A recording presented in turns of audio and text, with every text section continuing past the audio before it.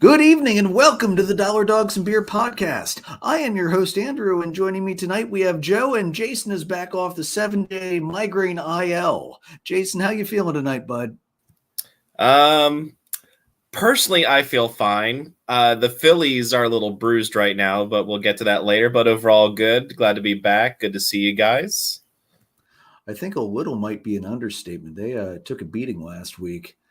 Joe, how you doing tonight? I'm hanging in there, man. I mean, the Cubs had a good week. I'm happy about that. Yeah. But I was pretty outside happy of to that, see I'm just hanging in, man. Hey, you do what you got to do, right? Whatever it takes to keep rolling. Yep. So, Jason, what are you drinking tonight? So I'm changing it up a little bit tonight. Going with a cider, which I haven't done for quite some time. I'm going with the Cider Boys Pineapple Hula. It's a pineapple apple cider, and it is delicious. Really strong pineapple flavor. Yeah, that sounds really good. I got to try that one out. Joe, what are you drinking tonight? Well, when you take 2 out of 3 from Milwaukee, Miller High Life it is. I had a feeling I knew where that one was going. And I'm going with one of my usual fan favorites tonight, Sour Monkey. Because you can never go wrong with something so sour it puckers your tongue up. Honestly, it's a sour Skittles. That's what she said? It might be a stretch. Honestly, though, these sour Skittles of sour beers, it's freaking wonderful. All right, guys. So last week we had the Little League Classic. That's held up in Williamsport every year. Not obviously not at the Little League Stadium. That would be as entertaining as it would be, because it would be the first time you'll ever see two major league teams throw 100 runs up on the board. It's not held there. This was the 5th annual Little League Classic. It's held at Muncie Bank Ballpark at Bowman Field. It was a 5-3 victory for the Orioles over the Red Sox. Red Sox pinch hitter Franchi Cordero hit the game-tying solo homer off of Dylan Tate in the 8th inning, which tied the game at 2. What's really cool about that is he had literally just been called up for that game from AAA Worcester, so congratulations to him. But then in the bottom of the 8th, Jorge Mateo of the Orioles, who is freaking phenomenal to watch, he hit a 3-run double to put the Orioles ahead for good. There was a celebrity guest there, former President George W. Bush, who, not politically not my favorite president. I didn't like a lot of his policies, but boy, he's a guy I'd love to sit down with a case of beer and just talk about baseball, because the man knows and loves baseball. So that would be a ton of fun. As is traditional, both managers took the cardboard rides down the outfield hill outside of the Little League World Series Stadium, as did a lot of the stars from both teams. Orioles outfielder Ryan McKenna said, quote, "It's really just seeing the pure emotions from everybody, all the smiles on kids' faces. There were a bunch of kids that wanted autographs. I told them, what's up?" Cool note here, Nick Pivetta started for the Red Sox. He also started for the Phillies back in the 2018 Classic. He did take a loss in that one, despite 9 strikeouts over 5 2/3. He took a no decision this time. If I'm not mistaken, he's the only player to have started more than one Little League World Series Classic game, so that's pretty cool for Pivetta. No special uniforms this year. I don't know for sure, but given all the supply issues that teams have been having with like their retro uniforms and whatnot, I wouldn't be surprised if that's why they didn't roll out anything special or crazy for this game. And they announced the teams for next year's Classic. It will be the Nationals versus the Phillies, although the Nationals, Jason, you said they're going to be the home team, even though it's in Pennsylvania. Okay, gotta love it. That's going to be held August 20th next year. That'll be the 6th edition of the game. And the Phillies will be playing for the second time. And again, they lost the Mets that first game 8-2 back in 2018. So hopefully a little better luck for the Phillies this time around. Guys, what'd you think of the game? I didn't catch much of it, to be honest with you. I was driving home late last evening from a little overnight getaway to Maryland, but it's always a fun experience to see them interact with the Little League guys. I think that's a ton of fun to watch how they interact, and I guarantee the miniature slides with the cardboard went better than the Dodgers announcer slide in Miller Park last week. Yeah, I can definitely agree with that. Jason, any reactions from you from the Little League Classic? Yeah, I also didn't really get to catch a whole lot of it because Sunday nights are bowling nights for me and Karen. So I did catch a little bit of like the pregame stuff, see a little bit of the later innings.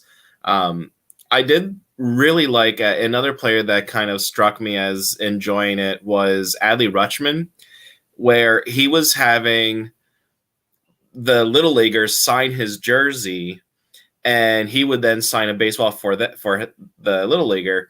And when he would hand the little leaguers the pen, the little leaguer was like, "What is this?" Ring goes, "I'm going signature for signature. So you sign my jersey, and I'll sign your ball."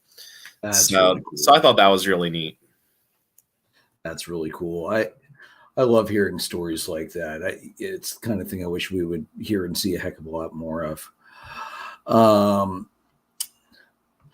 Yeah, Jim. Yeah, I think you probably nailed it there. Another point about the uniforms is because some of the pandemic uncertainty on the Little League World Series is they may have had to hold off on that too. I hadn't even thought about that. That's a really good point, Jim. Glad to see you back though. By the way, guys, Huddle Up Podcast goes back live. I believe tomorrow night's their first set of live as football season starts to roll around. So great place to listen into for everything football. All right, guys. So yeah, it's honestly it's not special like the Field of Dreams is for me personally. But being a Little League player, definitely not even close to the caliber of player required to play anywhere near the Little League World Series games. It's still a special thing for me to watch. I love watching the Little League World Series games and the series itself. So the fun thing is when you have players in the majors, and they actually were from the region where the final teams are. It's fun to watch the prop bets go in the dugouts over who's going to win and the bragging rights and whatnot about that. So that'll be fun to keep an eye on as the series moves forward. All right, guys. And then we had Paul O'Neill. He had his number retired by the Yankees. He wore number 21. He is the 23rd player manager in franchise history to have their number retired.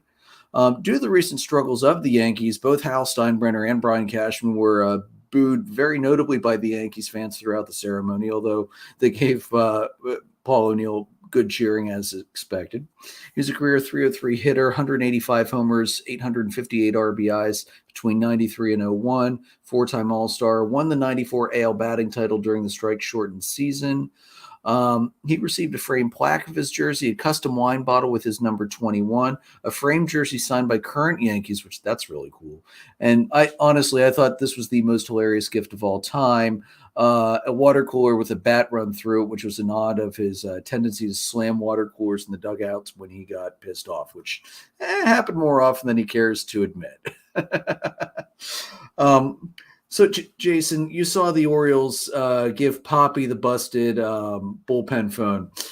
What's the better gift, the busted bullpen phone or the water cooler? I mean, they're both really good. For me personally, I would probably have to go with the busted phone just because I was in attendance when he actually did that. So for me, I'm going to go with the busted phone to Poppy. All right. Joe, what do you think? Well, the water cooler thing's pretty fun. It's a nod to Zambrano in my view because I'm used to that. So good on Paul O'Neill and good on the Yankees giving him something that's timeless, let's say. And the fact that they cut holes and ran a bat through it, that's what I love the best about the water cooler. Honestly, great showing all the way around. Ronald, I should have thought of that as an athletic trainer. Would have made him easier to carry. Yeah, that's a good point. Ronald, good to have you back, bud. Glad you could be on again this week to comment along with us. Ronnie Dip. All right, guys. So we're going to move on to our first of a series of all-time team drafts. We're going to start with the Western divisions. We're going to do the AL first and then the NL after that. This is going to be 13 rounds, a few ground rules that are in place for the three of us. You have to have at least two players from every team, or did I say three? I think I said two. Two. Okay, thanks. I know. I just finished the extra rules 2 hours ago, and I already forgot some of them. You also must have a total of 4 current players on your drafted throughout your 13-player team as well. One of each position player, 3 outfielders, regardless of position, 1 DH, 3 starters, and a closer are the positions that are required. All right, so let's have a little fun with this. My kids randomly determined who picks first in the order for these first 2 drafts that we're going to do tonight. So, Jason, you are up first. Who is the first selection for the AL West draft? So for the AL West round, I was going back and forth between a couple players when I think it's pretty clear that one person on this in the AL West stands out as even one of the best players of all time. So with the first overall pick, I have to take the kid, Ken Griffey Jr., in the outfield from the Mariners. Absolutely. To be honest, if he would have somehow fallen to me at 3, he was going to be my first pick as well. Can't go wrong with the kid. All right, Joe, you've got the second pick. Who is your pick? I'm going to take Ricky Henderson. Okay. Yeah, I can't argue with Ricky either. Yeah, you see that stat fly every once in a while. If a guy stole this many bases every year for 20 years, he'd still be short. Yeah, to be honest, you hate to say any record's ever untouchable, right? But there are a few that are pretty certain not that will never be touched. And just because of how the game has changed, I don't think Ricky's stolen base record will ever be touched. All righty. And then for my first pick, I'm actually going to break away from I had a couple guys in mind, but I'm actually going to go with a position that doesn't have a ton of depth. I'm going to take one of the greatest catchers I've ever seen play the game and take Pudge Rodriguez. Honestly, I don't know that I will ever see another catcher play as a catcher better than he has. Yeah, I knew he wasn't going to get around, but if he somehow got back around to me, he was going to be next on my list just because catcher is very limited, I think, in this one.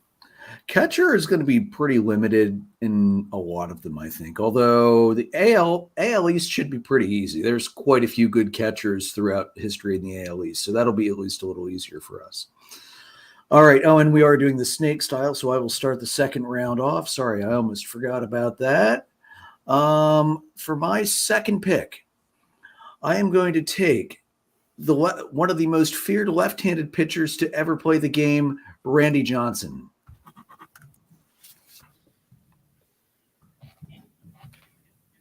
All right, Joe, who is your next pick? I'm going to take we have a DH for this, right? Correct.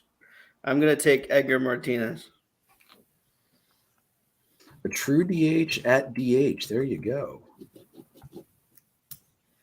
All right, Jason. Yeah, so I'm looking through this and I'm trying to think where I can there's a lot of solid players that you can't go wrong with in different areas. So I'm going to take another catcher off the board while I have him listed, and I'm going to take Osmus of the Astros. Yeah. Oh, and yeah, I guess we should clarify that quickly. Even though these Astros players we will be drafting have had most of them will have had their impact in the NL Central because they're currently AL West. We're lumping them with AL West because it's just a little too complicated to try and keep track of. This guy did it in the Central, so he should be in the Central. This guy, no, that's way too complicated, so we're not doing that. Maybe down the road, if we feel like doing something absolutely ridiculous, we might, but no, not tonight. Jason, start round 3 off. Okay. Trying to decide if I want to continue with a limited possibility here or go with a given. And you know what? I'm going to do it. I have to go with one of the most dominant pitchers of all time, Nolan Ryan. Absolutely. And I'm going to take him as a Ranger. Okay. Yeah, I was about to say, I to be honest, I was already typing Texas out, but yeah, it's true. You could have taken him as an Astro too. Hadn't even thought about that. But yeah, that's, I think, the appropriate place to put him. All right, Joe, who is your third round pick? I'm going to go with a pitcher as well. I'm going to go with Justin Verlander. Verlander for the Astros. Yep. Okay. Oh man, now I actually have to have a pick ready, don't I? All right. I'm gonna take one of our current players, and I'm gonna grab Mike Trout of the Angels, who, as crazy as this sounds, is already their career WAR leader. Absolutely insane. That as long as the Angels have existed as a franchise, nobody has come close to Trout. That's nuts. All right, starting off round 4. All right, let's take a look here. I think I'm going to grab the guy who got hit more than any other player in the history of baseball, Craig Biggio. Now I'm going to have to do some searching for second base. That's another position that's not deep. He was the one I was torn about when I ended up taking Nolan Ryan. Yeah, that's fair. That's very fair. All right, Joe, round 4 for you. I'm going to take A-Rod at short. A-Rod at short, yeah. Yep.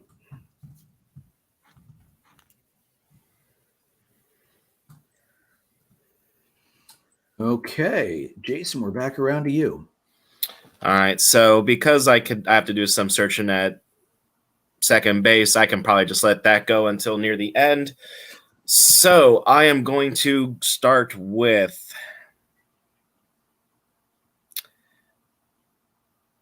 I'm going to get my first base out of the way here, I think, and I am going to take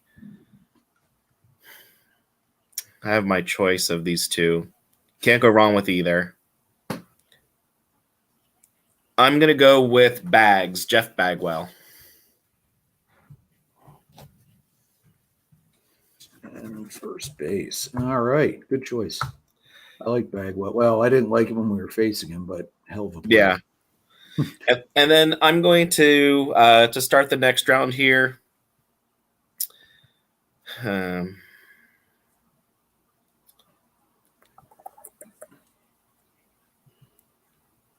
I'm going to take one of my current players, and I'm going to go with the guy who should end up being the AL Rookie of the Year, Julio Rodriguez, in the outfield. Wow.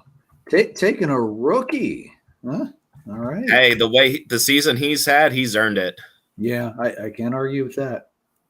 All right, Joe, round 5, pick 2.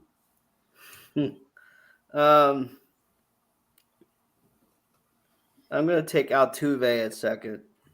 Okay. Yeah, grabbing those tough positions now. I don't blame you. All right, let's see here. Who am I going to go with next? Did I draft? All right, all right. Well, I already have 4 teams covered. Actually, that's I didn't actually think I was going to be doing quite that to lead things off. So yeah, I can't argue with that. All right, I think for my next pick,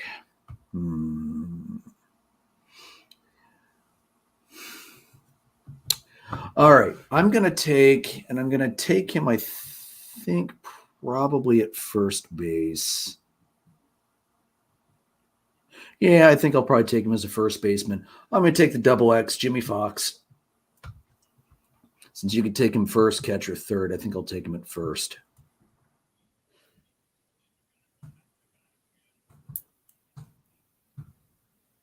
All right, and then for my round 6 starting pick, I am going to steal another current Angel because I can't believe he's still on the board at round 6. I'm going to grab Shohei. What are you going to take him as? DH.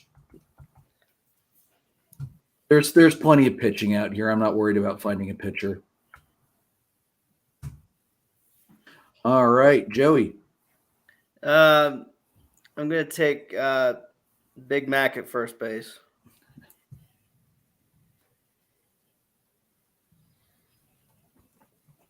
McGuire. Why not? Why not? Yeah, why? Yeah, you never know. Yeah. Maybe he'll finally admit to steroid use. Oh wait. All right, Jason, round 6, bud. All right, so let's see. Who do I need so far? I need some A's. I need some Angels, a Ranger, and some Currents. Okay. I am going to go with Vlad Sr. And I will take him as my. It doesn't matter. I'll take him as my DH. Why not? Okay. So there's one Angel down. A guy And you don't then- really think of for the Angels.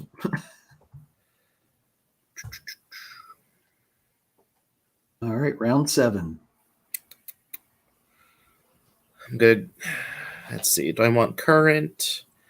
I need to get some A's out of here. So I'm going to actually go back to the old Oakland Athletics here and go with Reggie Jackson as an outfielder. Can't argue with Reggie. That's a good pick.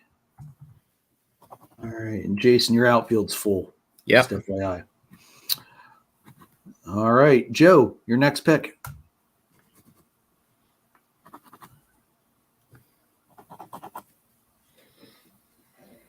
All right.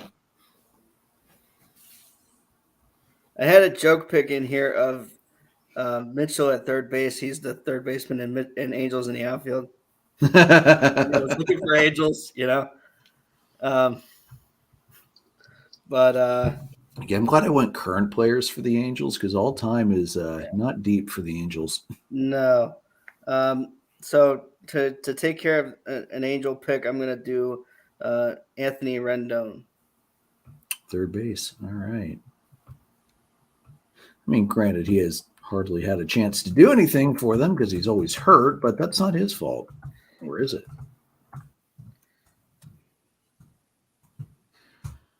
All right, let's see.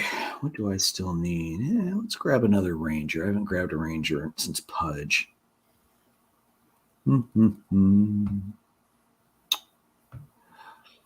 Yeah, okay, that's an easy one.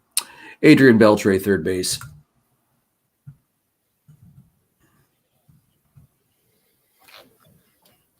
Oh, the third baseman.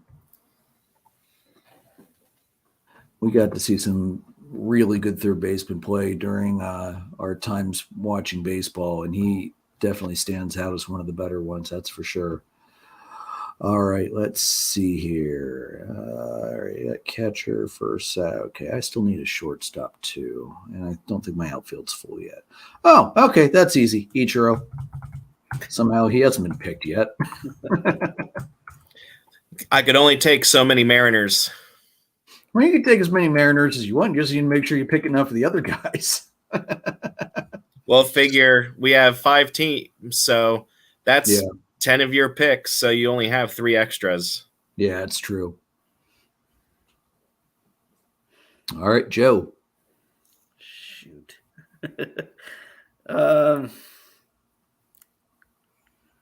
If you need a recap, Joe, I can let you know what you have.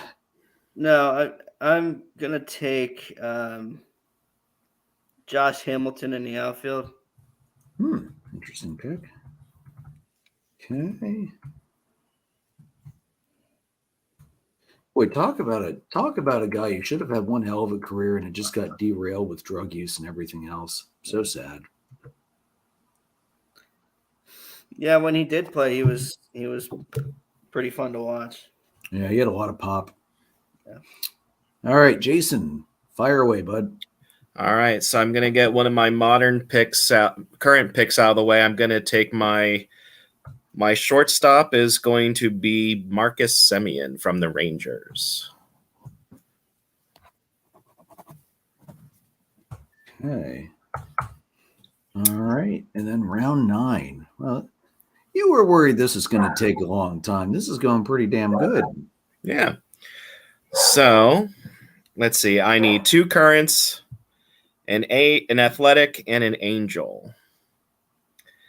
So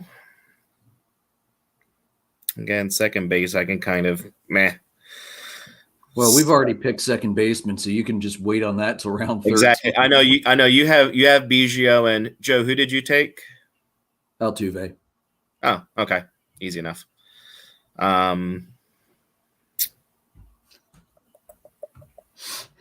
Ron, I'm really glad you feel that way. Although I gotta say, chocolate cake and peanut butter icing, that is such a wonderful combination that gets overlooked by so many people.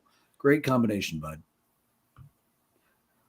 Don't know if I'd watch the Phillies tonight. Not the way they've been playing lately, but that's just they're up 2-0. Back-to-back homers by Castellanos and Stott, I believe. Oh my God, Castellanos decided to find a power stroke. Solid center field, pretty deep, and Stott was second deck and right. Nice. Who are they playing? The Reds? Yeah. Oh, okay. Hey, until mid-September now, it's all teams under 500. So this is when they need to make their mark. So what you're saying is until they face Atlanta again? Is that the right Pretty series much. I'm thinking of? Okay. Damn.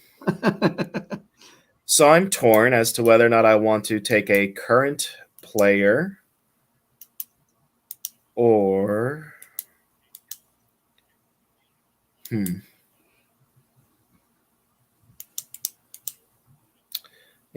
angel, 2 current, plus I have 3 extra to work with. I'm going to Joe, do you have your third baseman yet? Yes, Rendon. So third base is all me then? Yes. Easy enough. Okay, so that will be a last pick. That will be a last pick. So then I am going to go with Catfish Hunter as a starting pitcher for the Athletics. Yeah, I can't argue with that. Hell of a pitcher. Hell of a hitter as a pitcher, too. Mm-hmm. He was definitely one guy who got screwed by the advent of the DH. Yes. American League. All right, Joe, round 9. We're up to you, bud. I'm going to take Juan Gonzalez in the outfield.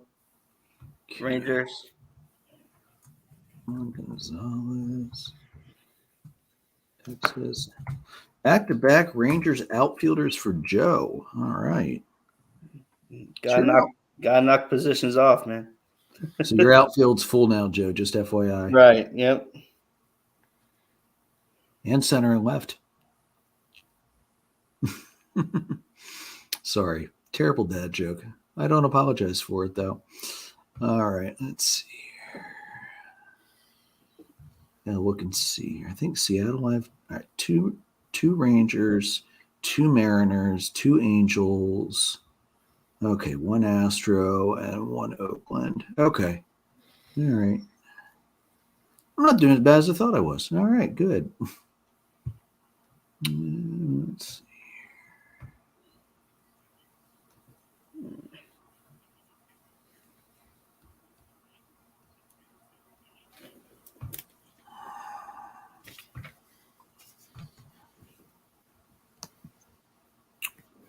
Let's see. This is tough. No, that's already filled. Crap.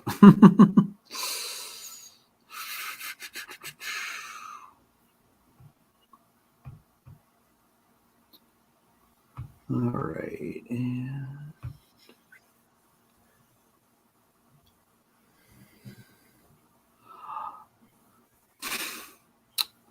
all right. I'm going to take Eddie Plank from the Athletics. I guess I have to take him as a starter, although he did have saves recorded as well. Yeah, I'll just take him as a starter. That's fine.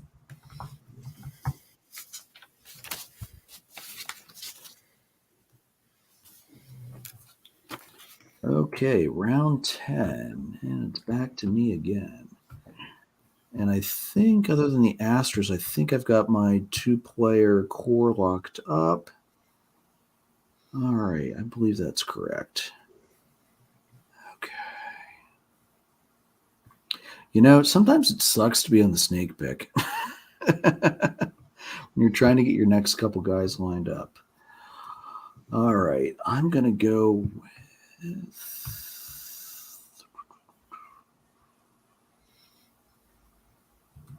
Do I have all three of my starters? One.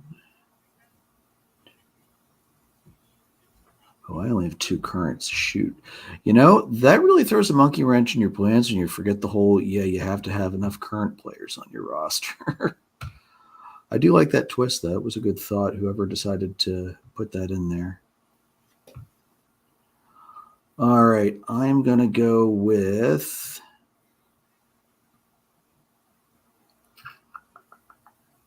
No, I don't like any of them either. Crap. All right. I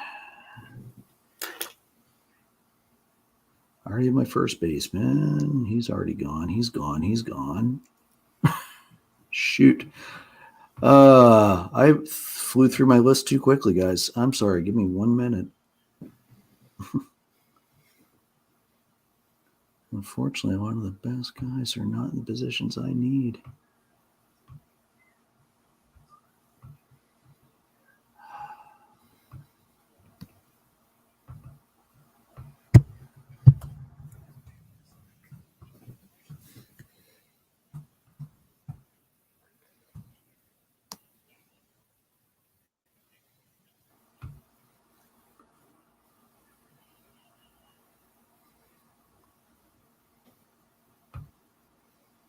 All right. I'm going to go with the closer. I'm going to grab Kazuhiro Sasaki of the Mariners with his career 129 saves.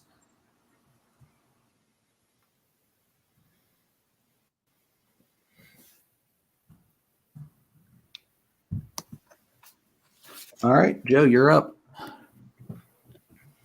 I think I have catcher left. Let's see. You still need a catcher. The rest of your infield is done. Your outfield is done. You need a closer and 2 starters. Catcher, 2 starters, closer. Ay. Yeah, and it's getting tight now. Do you know who you have for as far as the teams and current go? Are you good with that yet? Yeah, I've got to get one Angel yet. And every other team I've got covered. So, this gets tough in the late rounds. Sure does. For another starting pitcher, we go with, is it Tim Hudson or Mark Hudson that played for Tim Hudson? Tim Hudson. Yep. Okay. Good choice. I loved Huddy. The fact that he played for the Braves also has nothing to do with that. Sure, it doesn't. I loved him with the A's, too. He's a hell of a pitcher.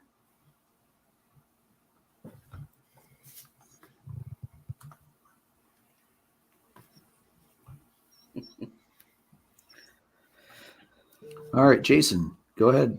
All right, so the first thing I'm going to do, I'm going to actually adjust a pick here. I'm going to slide Marcus Semien up to second base. Wait a second. When did we say you could move position after drafting? Because you were very specific about where I was putting Shohei. Well, I'll just ask. I only asked if you want to move him, you can. I was asking how we were doing it, and you said for Shohei, you can only take him once, which was why I was asking how you wanted to take him. Right. And same with like KB out west, although, again, I don't think KB would be an appropriate choice for the NL. I had not realized that Semien was getting time at second. I'm going to move. So I will leave it up to the group if you want to block me or whatever you want to do. I would like to move Semien up to second, opening my shortstop up so I can fill in requirements. Given that you're going to take my shortstop, I'm going to go no. You don't know that I'm going to take your shortstop. Yeah, I do. But I know because we don't have a flex spot. I'd say maybe last 2 rounds only if you're trying to fill out positions. I don't know. Joe, what do you think? I'm okay with it. Joe's my dude. So I guess that means it's 2 against 1. Son of a bitch. Corey Seager at shortstop. No. Damn it. I'm moving Semyon up to second base, and I'm going to take J.P. Crawford of the Mariners as my shortstop. I didn't even think of Crawford. Yeah, that's a good pick. That's a good one. So that's a current. So I need 1 Angel and 1 current player yet. All right, J.P. Crawford, Seattle at shortstop. And I'll cover my last current player with my final pick because both of you have your third baseman. Mm-hmm. So I'm going to take a closer, and I'm going to go with one of the best of all time, Dennis Eckersley from the Athletics. So not a current player. All right. Not a current player. That's because you said current. I'm like, wait a second. Eckersley's been retired for quite some time. No, I have room yet. I know where I'm going at the moment. No, that's okay. No, you just said. So I thought you were going to take your current player this pick. Oh, gotcha. No. Yeah, just how you said that. I was like, wait a second, huh? All right. Joe, go ahead. Round 11. I'm going to take Max Stassi, the catcher for the Angels, to satisfy my Angels requirement. Hey, you do what you got to do, right? Yeah.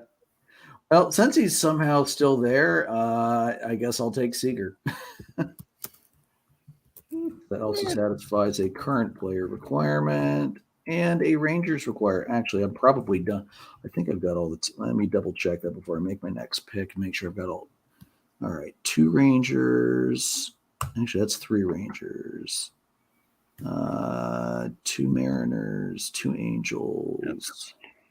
I still need another Astro, don't I? I think that's what I'm missing. Another Astro, and I think I need 1 more current player too. Yeah, Astro current player. I still need pitching, right? Just not the closer. 1 starter, 2 starters. All right. Okay, that could be worse. I really thought I had a lot more left than I needed. And being that I just faced the Astros for 3 games and took 2 out of 3, which I have to say I'm over the freaking moon about because I was not expecting the Braves to have nearly the week they had, being that they had to play both the Mets and the Astros. Let's see here. Somebody already grabbed Verlander, didn't they? Yeah, Joe did. Verlander. Yeah, that's what I thought. All right, I'm going to take McCullers, knock out my final current player and my Astros player. 2 for 1. I believe that finishes out my starting rotation too. All right, Joe, go ahead. And I think I've got a closer and a starter left. 1 starter, 2. Yeah, closer and starter for you. The last starter, King Felix. Yeah, great pick. Yep. Honestly, almost took him over Johnson. I was like, no, I can't do that. No. Hell of a pitcher, though. Hell of a pitcher. Last perfect game, as we can recall from last week.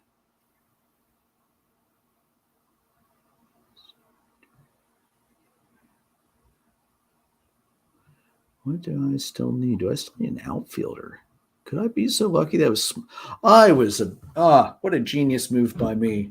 My last can be from any team, and I need an outfielder. No shortage of options there. All right, Jason, round 12. All right, so I have 2 picks here.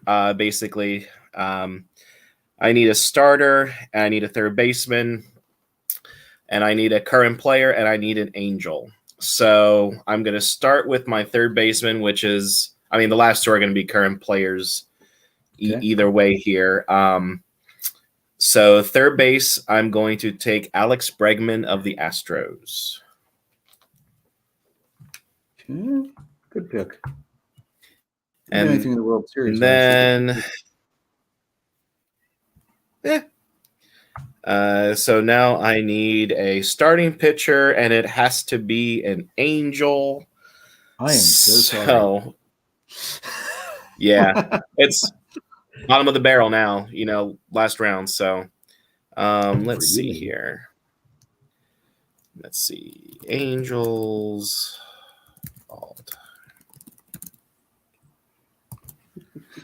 Oh, that's right. You knocked out your current. That's right. My bad.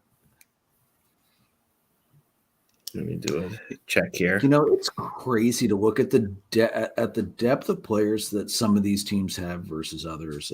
Just insane. I am so glad I don't have to pick another Angel. So glad. And that I was lucky enough to get the good ones. I think I know what I'm going to do here. I'm torn between two, actually.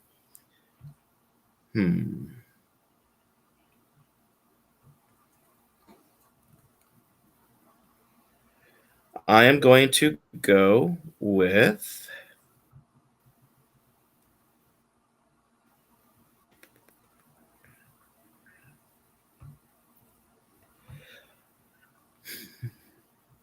Mike Witt of the Angels for my last starter. He was the leader of the staff in the 80s, had a perfect game against the Rangers on the last day of the 84 season, and was basically the ace of the Angels for a while. Okay. Mike Witt.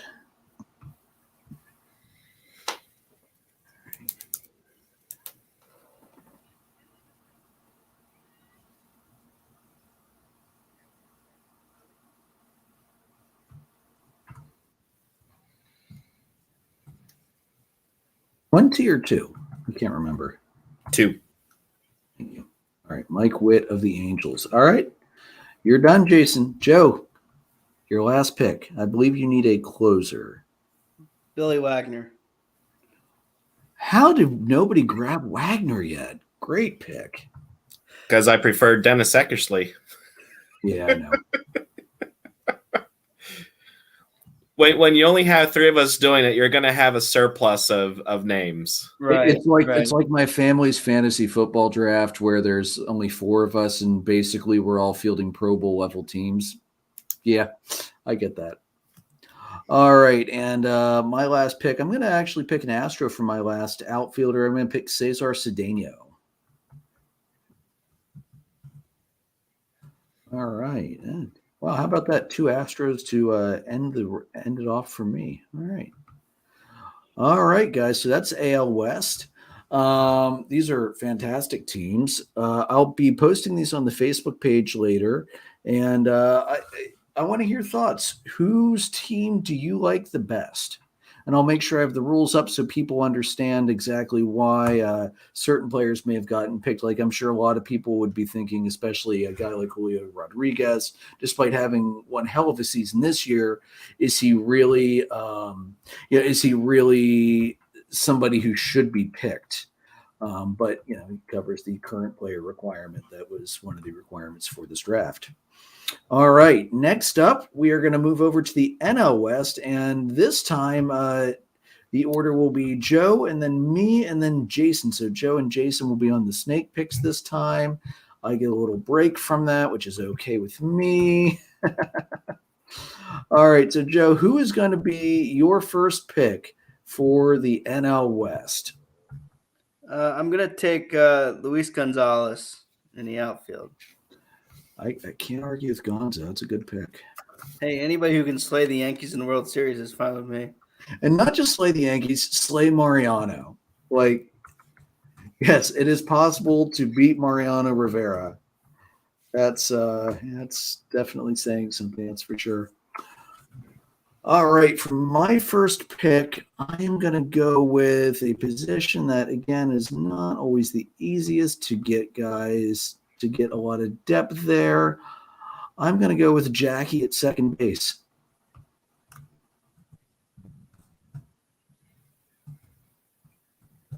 Although I have to say the depth is considerably better for certain positions in the NL side of this versus the AL side. That's for sure.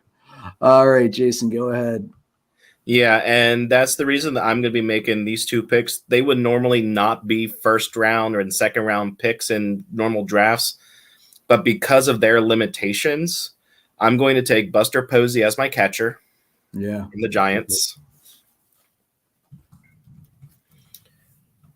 And I too am going to take a second baseman because it is super limited. And I'm going to go with a modern player from the Arizona Diamondbacks, Ketel Marte.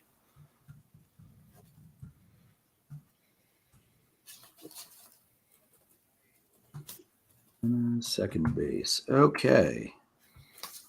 All right. I am going to jump on the Diamondbacks train with my next pick because the Diamondbacks have a really, really limited group of players to choose from. And I'm going to repeat a pick from the last draft. I'm going to take Randy Johnson again.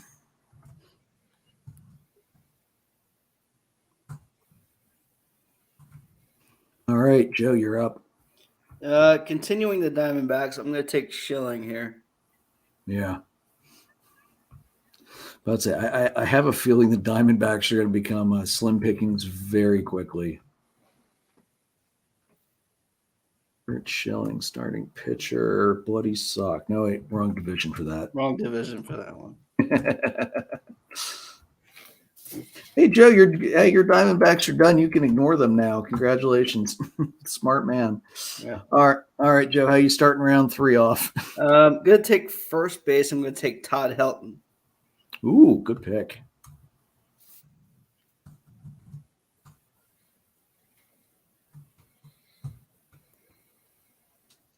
All around nice guy, too.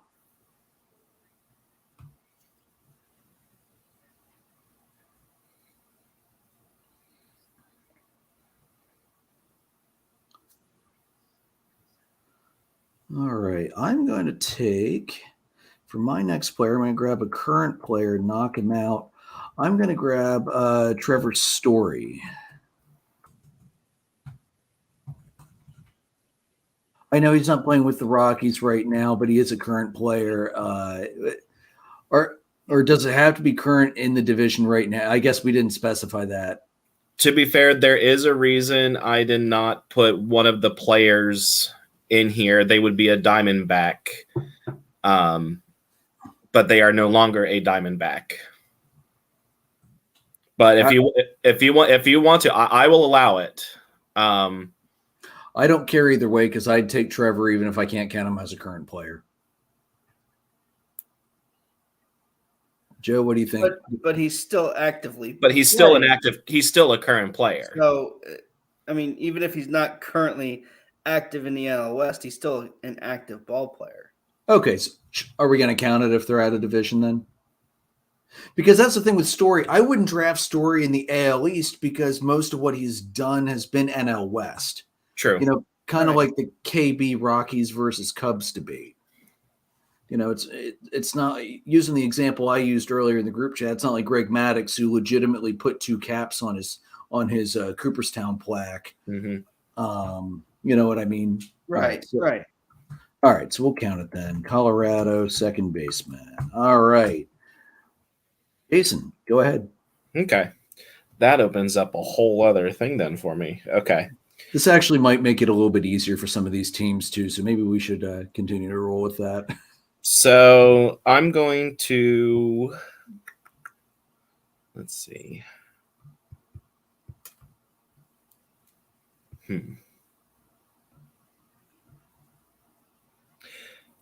All right.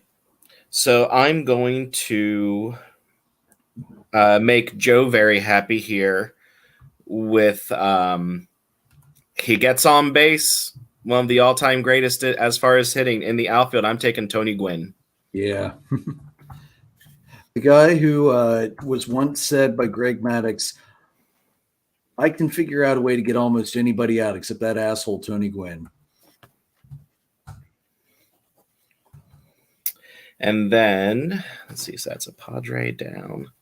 My Dodgers list is massive, so I have a lot of room there. Yeah. The Dodgers will have no shortage of available players, both current and former. Okay. So I'm going to then move. So I feel like that I have a lot of options no matter what at the moment for any team. So I will go back to, I'm going to knock my Diamondbacks out because they are limited. And based off of, we'll call it the Andrew rule. You can call the moving the pick around the Jason rule. That's fine. I'm going to take Paul Goldschmidt as my first baseman from the Diamondbacks. I actually don't think that's unreasonable to do that, though, because his impact has been greater as a Diamondback in the West than it has I agree. been Central. Although he's had a hell of an impact in this, like he's well on his way to being a Maddox-esque player would be able to legitimately claim 2 different logos on a Cooperstown plaque. And that's also a current player, so that's fun. Yeah, right. Knock it out, knock it out, knock it out. All right, let's see here.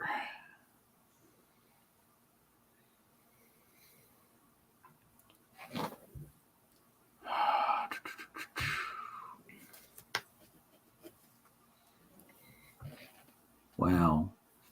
How is Brandon Webb third all-time in WAR for the Diamondbacks when he only played like 9-10 seasons? That's insane. He was one of the starters I was looking at as far as knocking out the D-backs.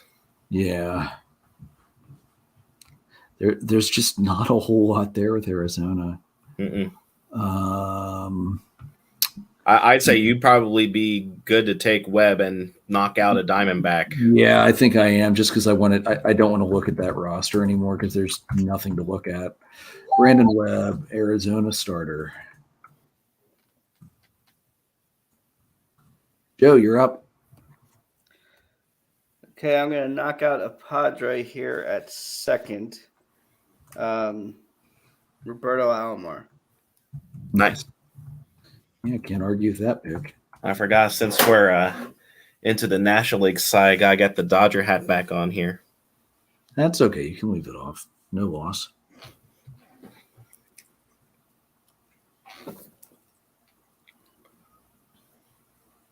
All right, Joe, start round 5 off. Outfielder Larry Walker.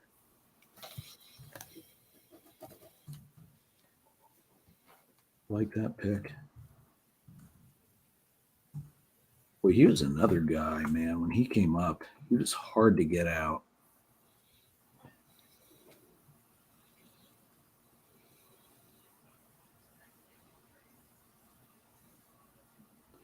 All right. I have not yet picked a Padre. So I'm going to pick one of the greatest outfielders to ever play the game, and I'm going to pick Dave Winfield. Yep. Nice. All right, Jason.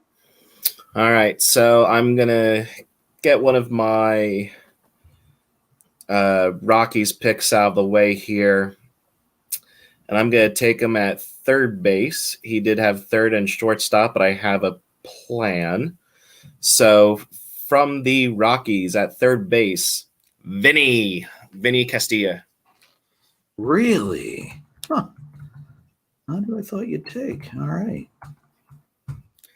When you have to take the Rockies, and there's, again, it's semi-limited. It's not awful, but it's a little limited.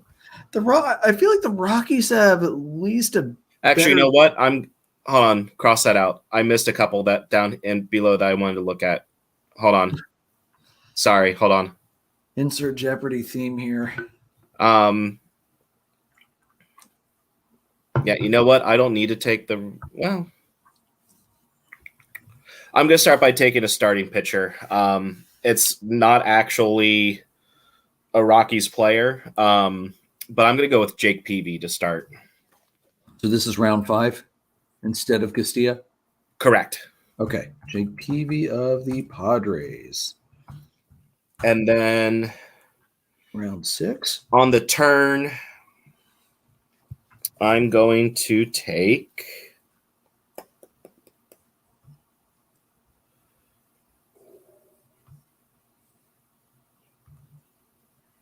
I'm going to take Trey Turner as my shortstop from the Dodgers. Okay. I'm going to tap the Andrew rule again and take Nolan Arenado at third base and knock out the Rockies. Oh, I forgot that role. That's all right. I have my specific list that I'm reading off through like my top players, and that's why Vinny Castillo was on there instead of Arenado. No, that's okay. But no, you're good. You're good. All right, Mr. Joe. Are we doing a DH in the National League too? Yes. Yeah, DH for both leagues, since for some ungodly reason we have it in both leagues now. True DH or? I'd say you can whatever. Put anybody you want there. I'll say I'm probably going to keep my DH for the very last, Joe, just because you can put anybody there. You can put anybody there. Except a pitcher. Juan Soto. Okay. Are you taking? I mean, he's only been a Padre for a few weeks, but yeah. Are you putting him as as outfield or DH to start? DH. Okay. Okay. All right, Joe. Round 7. Okay. I'm going to take. Is it 3 starters and a closer? Is that what 3 starters? Yeah, 3 starters, 1 closer. Kershaw. Good current pick. Yep.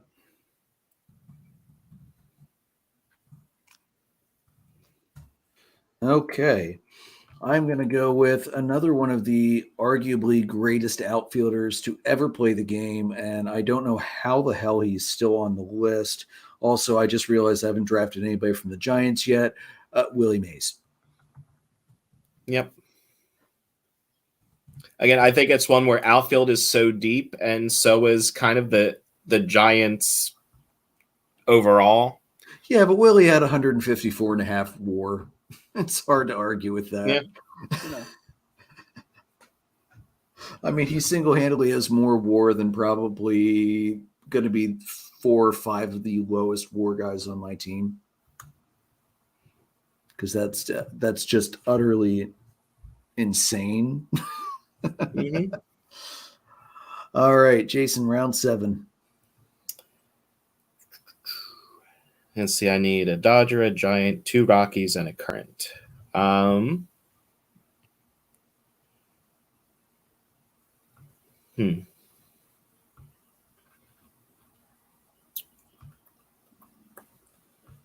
Do each of you have your third baseman picked yet?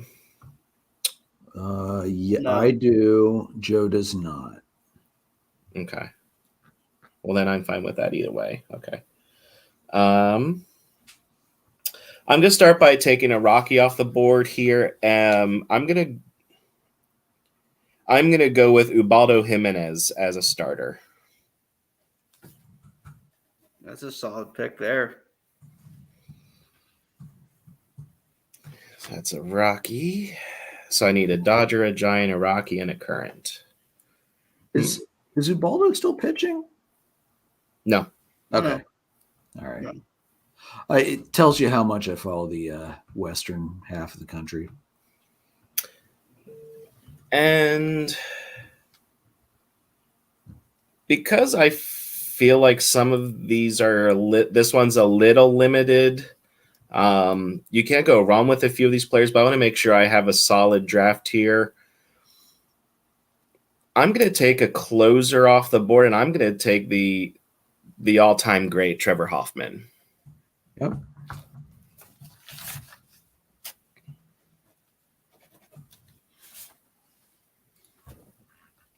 First closer to record 500 saves. Crazy as that is to think about. All right. Let's see here.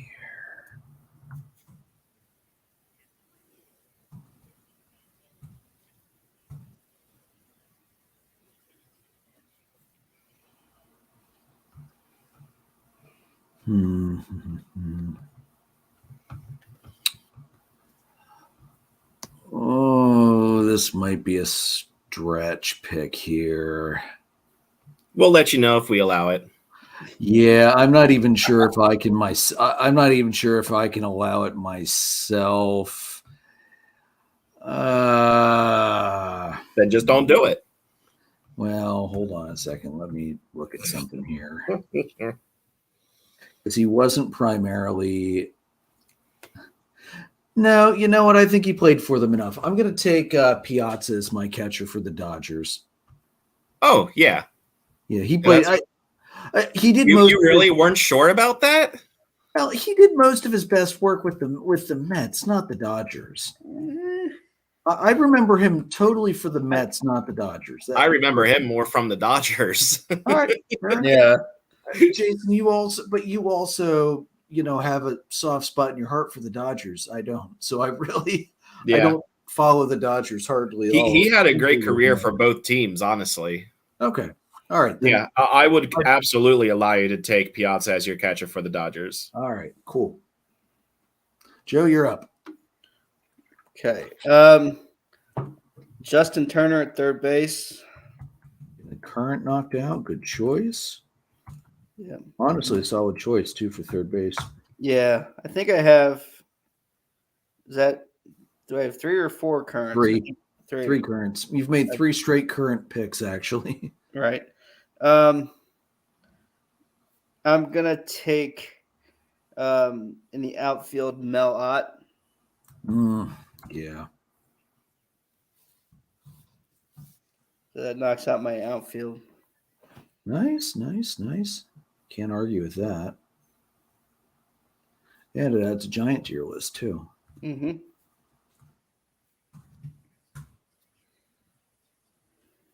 It's never a bad thing. Nope. I don't have the Padres closed out yet, do I? Shoot. You know what? I was actually not going to take Arenado at third base originally. I'll take him at DH, Manny Machado. Okay.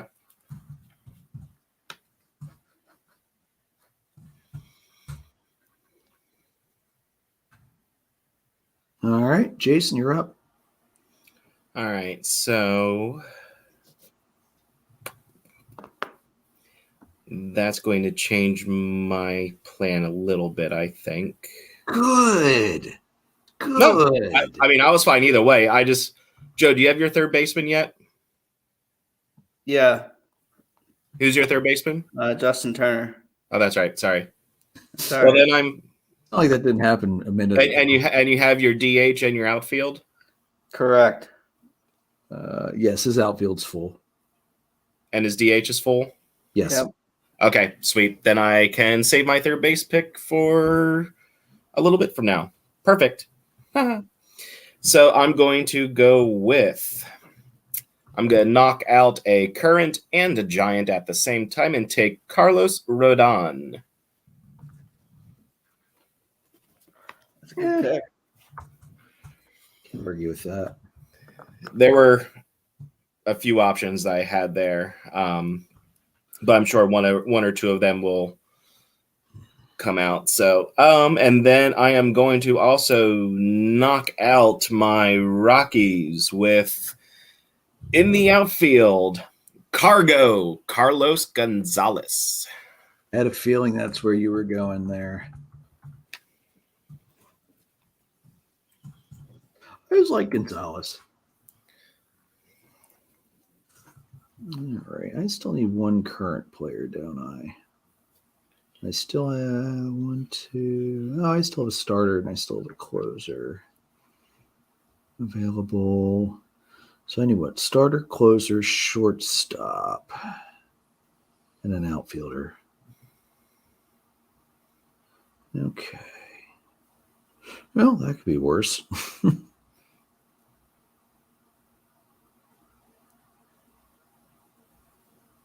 Somebody already took Turner, right? Yeah, Jason took Turner.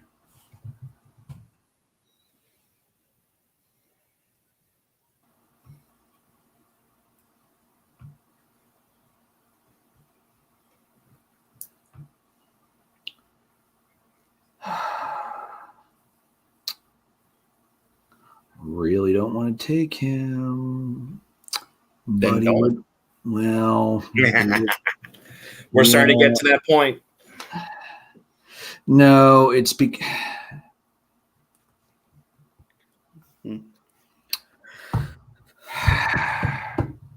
screw it. I'll get it out of the way, and that way I'm done with current players. Tatis.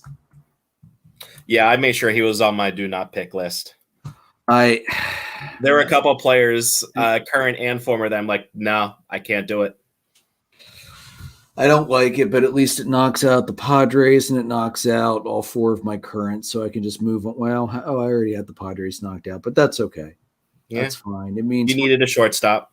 Yeah, and honestly, there isn't a better shortstop currently playing in the division outside of Turner, so that you can match against the all-time greats. So yeah, screw it. Go ahead, Joe. Okay, I'm going to knock out at short Pee Wee Reese. Yeah. Damn it. I completely should have asked you if you had shortstop, because I was saving him for my third base. Completely, because I have him under both. Right, because he would qualify for both. Yeah. Good pick, Joe. Good sneak. Great pick. Okay. All right, Joe. Who's next? I'm going to take to take care of catcher. I'm going to take Mike Scioscia. Played for the Dodgers. Yes, he did. I completely forgot about that. All right. Yeah. I'm going to take arguably the most dominant left-hander of all time in Sandy Koufax, which tells you how deep pitching is overall in this division, that Koufax is an 11th rounder. Yeah. Well, and it also goes back to our different requirements that we need to make sure we fill. Right. Otherwise, Koufax, like, again, the Dodgers have such a rich history that you could fill in multiple Dodgers at each spot. Yes, absolutely. What do I have left? So I need a Dodger. That's it. So I have some room to work. But I need a third baseman, which, again, I have room to work. I'm the only one that needs a third baseman. So I'm going to go with 2 of my big picks here. My outfielder is going to be Mookie Betts. Yeah, good pick. And then for my designated hitter, I'm so glad he stayed on the table this long, because he's my dad's all-time favorite player. From all the way back in the Brooklyn Dodger days, moved out to Los Angeles with the team, I believe. The Duke of Flatbush, Duke Snider, as my DH. Great pick. I'm a fan of Duke. Oh, yeah. For Christmas last year or the year before, I got my dad. Now, Duke Snider passed away a few years ago now. It's like 10 years. But he signed a lot of stuff for people. So I found my dad a Duke Snider autographed baseball. So I got him that for Christmas, and I also got myself one of his autographs. It's a patch card, but it's the stitched R from his jersey that's autographed. Oh, that's pretty sweet. Yeah. That's pretty sweet. So yeah, so Duke Snider will always be one that I kind of look back to. Yeah, absolutely. All right. Let's see. I need an outfielder and I need a closer. Well, I guess since I'm starting to take steroid players, I might as well go all in. I hate to do it, Barry Bonds. He was the other one that was on my do not pick list. If I hadn't had to take Tatis, so was Big Mac Joe. If I didn't need Tatis because I needed the current player and there were no other shortstops worthy of selection, yeah. But you know what? Since I'm apparently selling my soul for this team, screw it. We'll go all in on steroids. Oh, God. Yeah. Don't like it. All right, go ahead, Joe. Last 2 picks for Joe. Yep. I'm going to go with in the Wayback Machine for my last starting pitcher. Christy Mathewson pitched for the Giants. Yes, he did. Another guy I was looking at. In 1903 and 1904, had 30 and 33 wins, had a 2.13 ERA over 17 seasons. Jeez. Yeah. So yeah, he was another guy I was looking at. But those numbers just blew my mind. Otherwise, I wouldn't have, brought stats into it. But that was just insane. yeah, And I wish I could have taken him instead of freaking Brandon Webb. Brandon Webb's not a bad pick, though. No, he's not. It just shows the lack of depth in the Diamondbacks organization that we were forced to pick from. I was gonna say he was on my list of starting pitchers to look at. Yeah, and then the closer for me, going to fulfill the current picks, Daniel Bard from the Rockies. He's been really good this year. He has been. Not that he's had a ton of opportunity. All right, let's see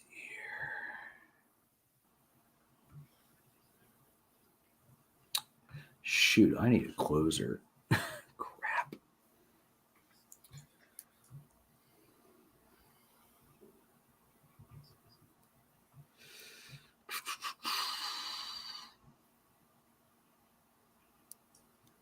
Nope, can't use him, can't use him, can't use him.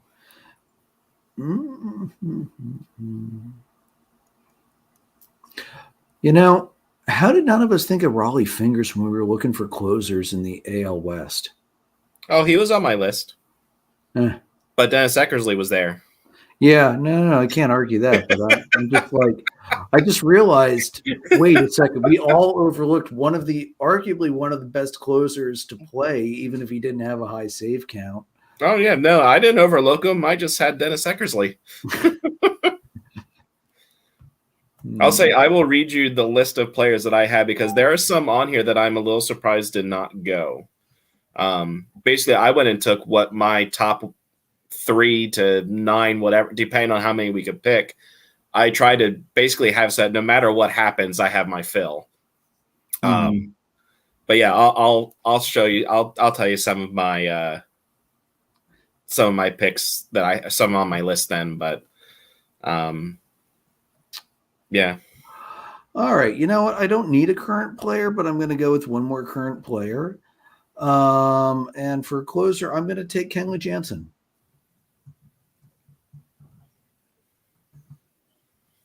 Because let's face it, as much as I enjoy having him on Atlanta, he definitely has meant more as a closer to the Dodgers than the Braves. Yeah. All right, Jason, who is Mr. Irrelevant for the NL West? I mean, I almost took him earlier. I'm going to take him now. Vinny Castilla for third base. Oh, Vinny. And then just to kind of share, so from the AL, the names that I had here that we didn't pick, Garrett Anderson from the Angels. He was an outfielder, could also put him at DH. For starting pitchers, I had this guy as a current, just in case I needed him, from the Mariners, Logan Gilbert. And then one of the starters that I'm a little surprised did not go, Roy Oswalt from the Astros. The Astros were so deep in other areas, though. They were. That's why I overlooked. And pitching was pretty good for the AL West. Yeah, and the Astros were also filling in some of the lesser positions that didn't have as many, such as second base, first base. Plus, they've got a lot of really good current players as well. Yeah, it's closer. I had Raleigh in there. First base, there's a whole list here that did not get taken that I'm a little surprised about. But again, it's because the NL West was very deep for this position. You have Freddie Freeman, Josh Bell, Willie McCovey, and Will Clark were all out there. I got to be honest, I didn't even consider taking Freddie for first base. One season with the Dodgers so far. Well, I have a feeling I know where he's going to go in a few weeks. Yeah. And it could be to any of us, and it would be a great pick. And then the other ones that I had in the outfield, I also had Charlie Blackmon, if you needed a current player in the outfield from the Rockies. Almost grabbed him. I also had Drysdale as a starting pitcher. Yeah, I was surprised Drysdale didn't get picked. Again, the Dodgers are just so deep. I think that's why. You also have, for the Rockies starting pitcher, German Marquez. Mm-hmm. And then I also had Tim Lincecum and Gaylord Perry as starters for potential there. And man, Roy Campanella didn't even get picked. And then closers, there were actually two on my list that I thought potentially would go before the guys that you picked. I knew Trevor Hoffman was kind of like top closer there to go for. Yeah, he's the gem of the NL West. Yeah, but you also have Goose Gossage was in there. Mm-hmm. And then you also have Craig Kimbrell. Yeah, but I know he hasn't been as strong this year, but he was just a name that I had out there in case I needed him. Yeah, again, he's like Freddie. Not enough done in the NL West for me to pick him. That was my primary reason for that. That's fair. He was on the deep list if I really needed to dive deep, but he wasn't a high choice for me. Yeah. Now, for the Cubs, for the Braves, yeah, absolutely. I'd consider him for both. Cool. Good draft, boys. Yeah, that was fun. Yeah, I'm really excited to see where we go with our Central and East teams as well. I'm particularly interested in the East because me and Jason know so much about the depth of the NL East.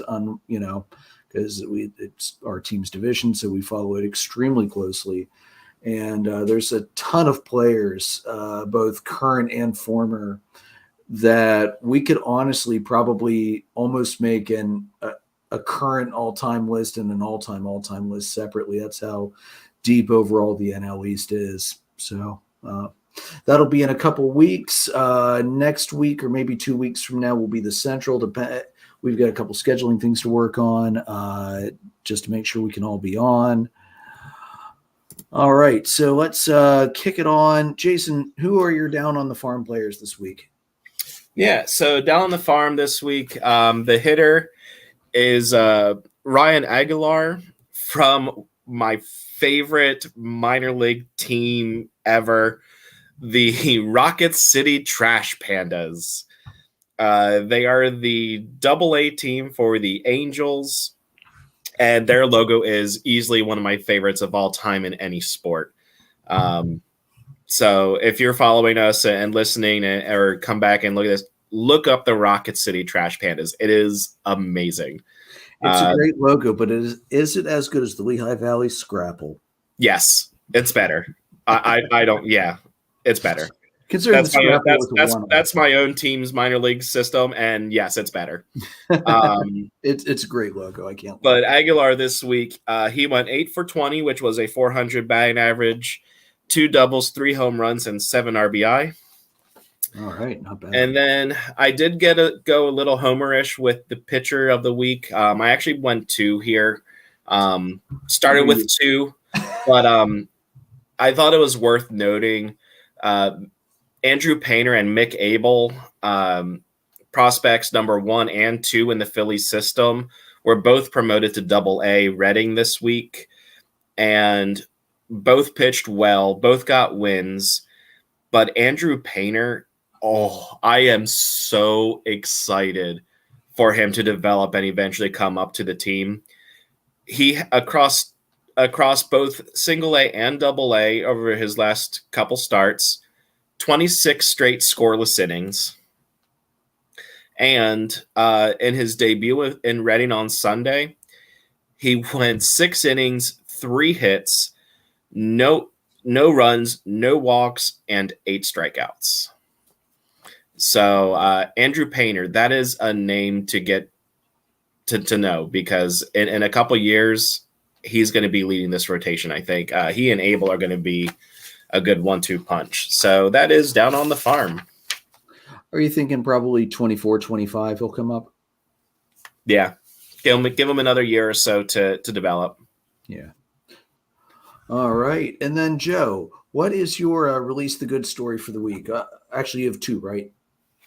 I think this is going to be sort of the.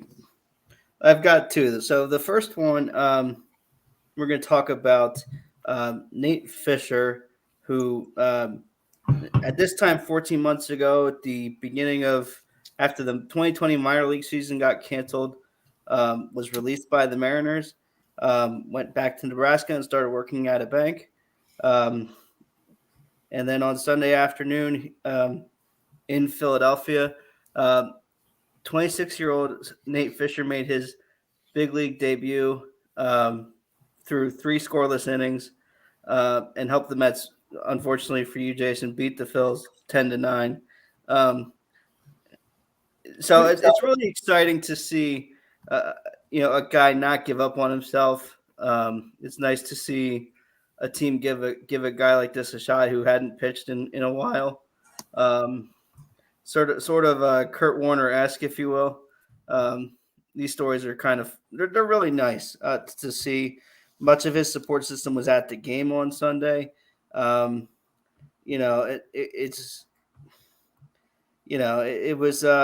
really nice that the fans, the teammates on the Mets really got into it. We're really happy about it and very supportive of him.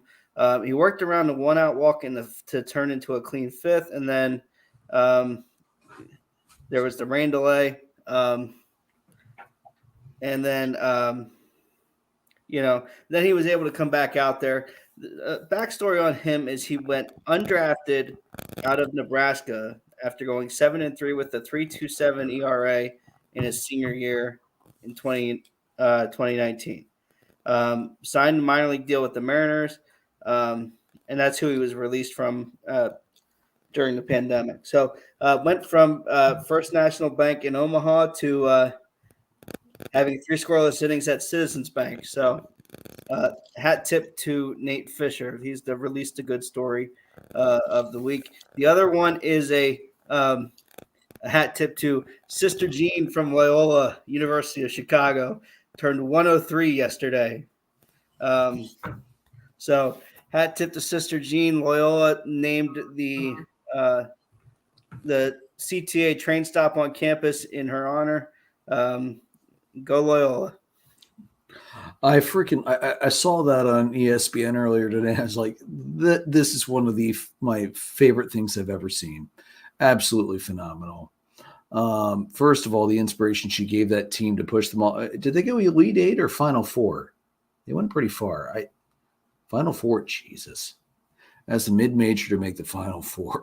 And the fact that she's 103, healthy as a horse, and all she wants to be is an inspiration to these students at the university. The woman's a saint. Honestly, nominate her for sainthood. All right, so let's move on. We'll start off with the Braves this week. It was, Jason, I don't know if you had a chance to listen to the replay last week. I was listening earlier today, and I said to Joe, man, this week's going to be a freaking meat grinder. And really, Ron? Oh, God. Oh, I got nothing to say to that except ooh is exactly right. We're just going to move on from that. But yeah, it was going to be. Last week was such a meat grinder. 4 with the Mets, 3 with the Astros, and especially after dropping 4 or 5 in New York to the Mets the week prior, the Braves came back, smacked the Mets in the face, took 3 out of 4. Game 1 was a blowout, 13-1 victory. Game 2 was a 5-0 shutout. They lost Game 3, 9-7. That was the Scherzer start. And then they took Game 4, 3-2. And the big thing about taking Game 4, Max Fried was able to come back from his concussion and pitch, and they were able to beat Jacob deGrom, which, let's face it, that does not happen very often. And anytime it happens is must-see TV. So I was incredibly happy about that, especially to put some pressure back on the Mets. They thought they were going to run away with this division.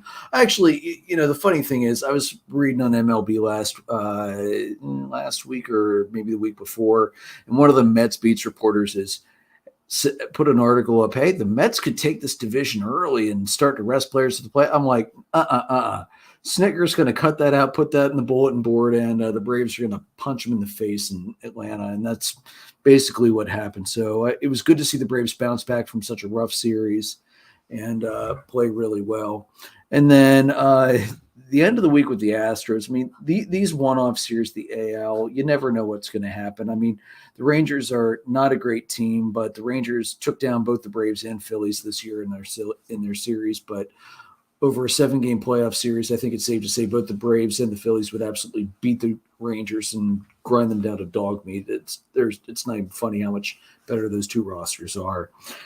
Game 1 went 6-2 Braves. Game 2 went 5-4-11 for the Braves, and they lost game 3 5-4. I just want to touch quickly on the 5-4 game that went to 11 because I was actually watching the end of that game, and my youngest son Ben came down because the kid's like me. He doesn't like to sleep at night time.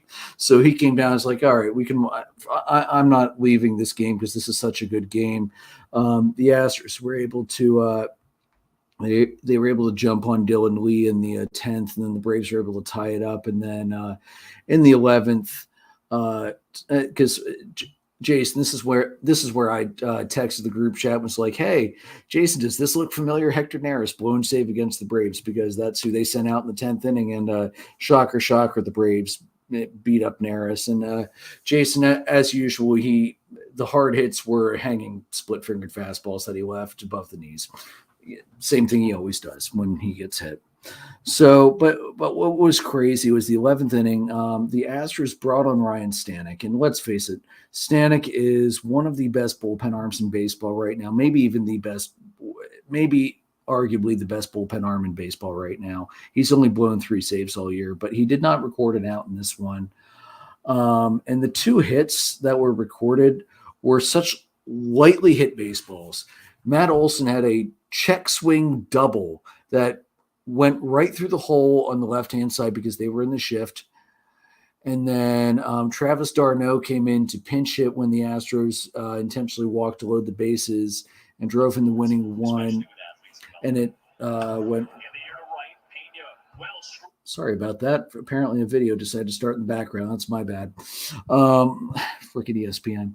And Travis d'Arnaud, he hit a white single right past the diving first baseman as a pinch hitter. And it was just an absolutely phenomenal game to see the Braves come back and win. Because let's face it, the Braves have not played great in extra innings this year or last year. So it's good to see them take some of those. So I was happy, absolutely everything I was hoping for last week, even better than I expected, being able to take both series and not just splitting with the Mets to keep pressure on them. One injury note, Ozzie is hitting in the cage, ramping up baseball activities. He is expected to return early September at this point. I would expect him probably mid to late this week or early next week. They'll send him down for a quick I don't think he's going to need much rehab time, but he'll be back pretty soon. All right, and that's it for Atlanta. Jason, do you want to hit the Phillies quick? Get that pain out of the way. Let's do it. Overall, I wasn't that upset about the week because the Phillies did what they needed to do against the Reds. They took 2 out of 3. Game 1, 4-3 win. Fraley had a home run for the Reds. Sosa had 3 RBI for the Phils. Syndergaard went 7, gave up 8 hits, 3 earned runs, and had 6 strikeouts. Meanwhile, Mike Minor continued to struggle. He's now 1-10 on the season. 5 innings, 10 hits, 4 runs, and 4 strikeouts. Game 2 was 11-4 in favor of the Phils. It was the 10,000th win in franchise history. Home runs from Hall, Castellanos, Stubbs, and 2 for Hoskins. Fraley again with a home run for the Reds, and India had 1 as well. Gibson went 6, gave up 6 hits, 3 earned runs, and he had 11 strikeouts. I'm going to make sure I read that properly because that's not too common for him. And then I don't know how you say his last name, Zoik, whatever. 4 innings pitched, 11 hits, 6 runs, 1 strikeout. Game 3 was an absolute definition of a pitcher duel. It was a 1-0 loss for the Phils in the bottom of the 9th. The Reds avoided the sweep. on a Barrero RBI single in the ninth off of Sir Anthony Dominguez. Ranger Suarez went 7 innings, 3 hits, no runs, 8 strikeouts. Lodolo pretty much matched him, 7 innings, 5 hits, 0 runs, and 8 strikeouts. So again, against these teams that are under 500, the not so good teams, you got to take the series, which the Phils did. And then they went into the Mets series and did not go well. Game 1, 7-2 loss. Alonso had his 30th home run and 100th RBI. Bassett went 6, gave up 7 hits, 2 earned runs, 4 strikeouts. Nola got hit a little hard, 5 innings, 8 hits, 5 earned runs, 9 strikeouts. Then Saturday was a doubleheader. Game 1, this was a makeup from May. It was an 8-2 loss for the Phils. The Mets had a 4-run ninth to kind of run away with it. Williams went 4 innings, 4 hits, no runs, 3 strikeouts. Wheeler went 5 1/3, 5 hits, 4 runs, 6 Ks. Then in the nightcap, the Phils did get a win, 4-1. JT, Bohm, and Hoskins each had RBIs. Nothing major overall. Peterson went 4 2/3, 8 hits, 3 runs, 6 strikeouts. Bailey Falter really showed up, 6 innings, 2 hits, 1 run, 3 Ks. And then game 4 was the most frustrating. 10-9 loss. Bohm with 2 3-run homers. Segura gave the Phils a lead in the 8th. The Mets came back 3 times. They were down 3 runs multiple times. And Canna had 2 home runs, including a go-ahead 2-run homer in the 9th off of David Robertson. Thanks, Joe. So Robertson blew the save. Nimmo had an insurance home run in the 9th. Budo went 4, 9 hits, 7 runs, 5 Ks. Gibson, when they needed him the most, he fell apart, 4 1/3, 8 hits. He did only give up 2 runs and 3 strikeouts, but they needed him to go longer than that to give the pen a break. So that kind of hurt them there. And injury. So the Phillies went 5-14 on the season against the Mets, which is absolutely dreadful. I'm very thankful they don't see them again for the rest of the season.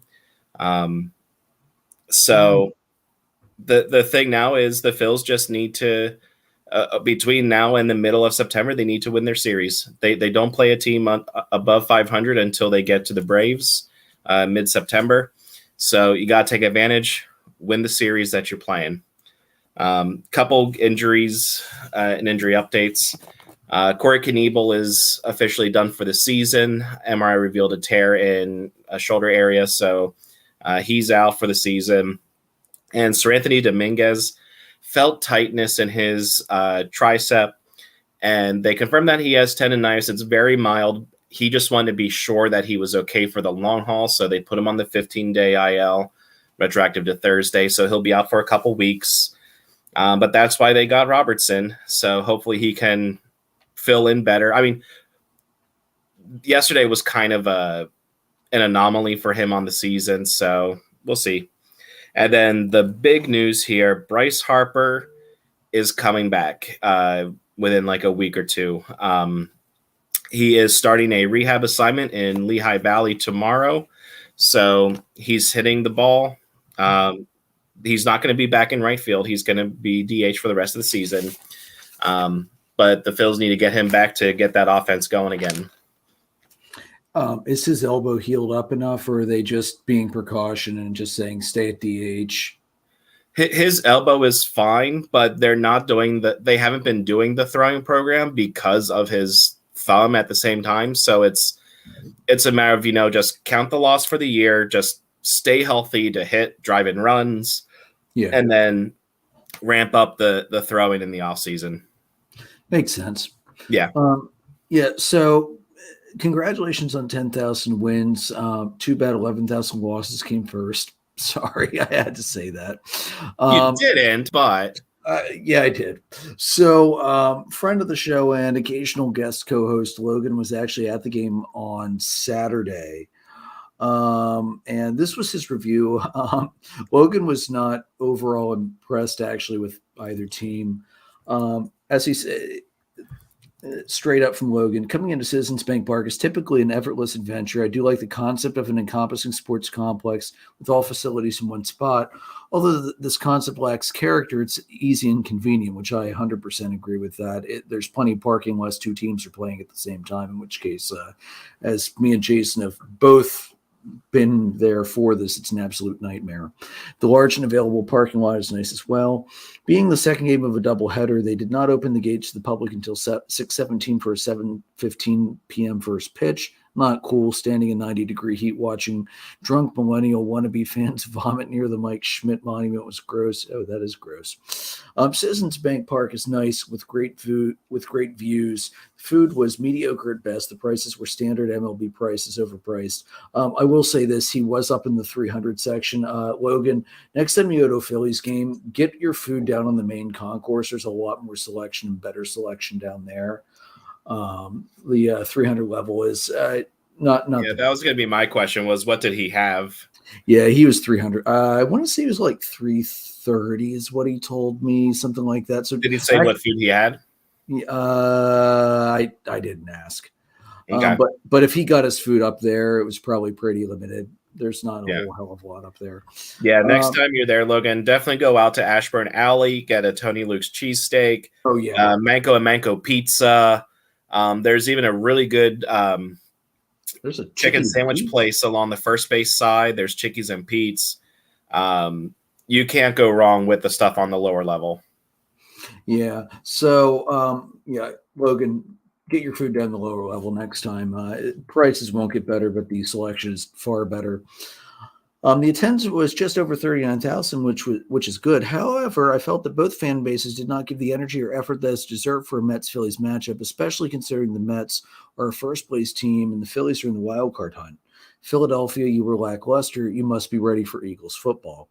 Much like the fan base, both teams appeared tired. I realized it was game 2 of a doubleheader, but both sides seemed to just go through the motions. It's getting to be the dog days of summer, but the mediocrity of the Mets and Phillies showed. The result in September will be the Mets lose the division to Atlanta, and the Phillies will collapse and watch the playoffs on their televisions. So that is Logan's great prediction for September. Logan, I do agree with the Mets collapse. The Phillies' schedule is so bad, though, so good for them against so many bad teams that I don't think – Jason, I'm seriously not trying to jinx you guys. This is honestly my opinion. I don't think the Phillies can collapse out of the last wild card spot, no matter how hard they try, given how many times they play the damn Nationals. Yeah, I don't know that I see either of those two things happening. Part of me is just going to keep taking the Mets because I took them at the beginning of the season. And I think I don't know what the Mets schedule is like, but I do think that the Mets still hold on.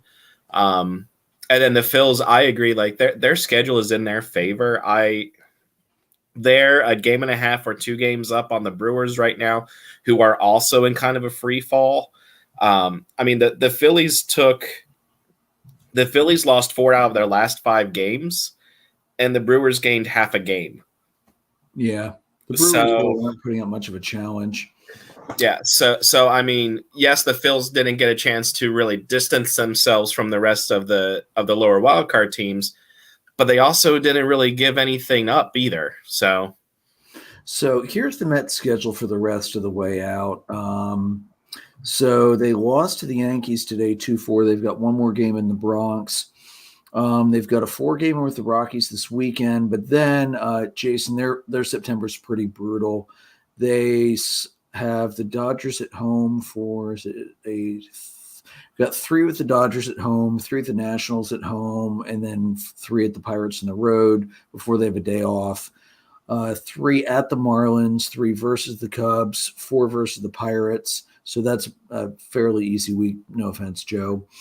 3. I was going to say, what's been brutal about this in September? Because a lot of consecutive games. They're going to be at one point they play almost 2 straight weeks, which is rough in September, no matter who you're playing against. They've got a late trip to Milwaukee. They've got a trip. Then they have to.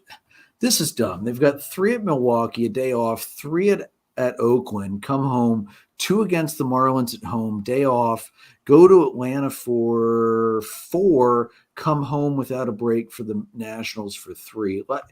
I want to know who set these damn schedules this year, because even given the lockout, some teams, it just doesn't make sense how they have the road trips assigned and where the days off are. It's just dumb. Yeah. The people who made the schedule are the same people who thought you could shorten spring training and get all the games in. Yeah. And not have a lot of players get hurt, which, as we've seen this year, is definitely not the case. So anyway, yeah, it was Jason. I'm glad for your sake that the Phillies are done with the Mets. I don't think I can't remember a season where the Phillies had a worse year against the Mets than 5-14. Utterly brutal. Yeah, it's definitely the first time in a long time that they didn't win a single series for the year. They had a chance to win the series yesterday because the game 1 of the doubleheader didn't count for this series because it was a makeup. So they had a chance to actually win that series, and the time that they scored all the runs, the time that the pitching decided to give even more up. So that hasn't happened too much lately, especially since Thompson took over. So it's just kind of one of those one-off losses. And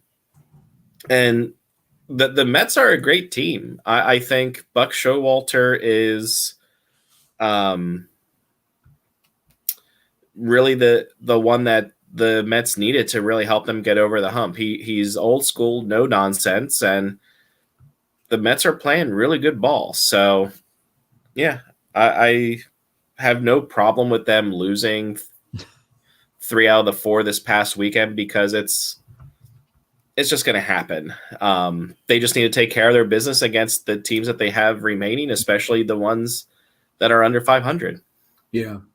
And as we've pointed out countless times, the Phillies have the fortune of arguably the most ridiculously easiest schedule to end a season that a playoff contending team has ever had.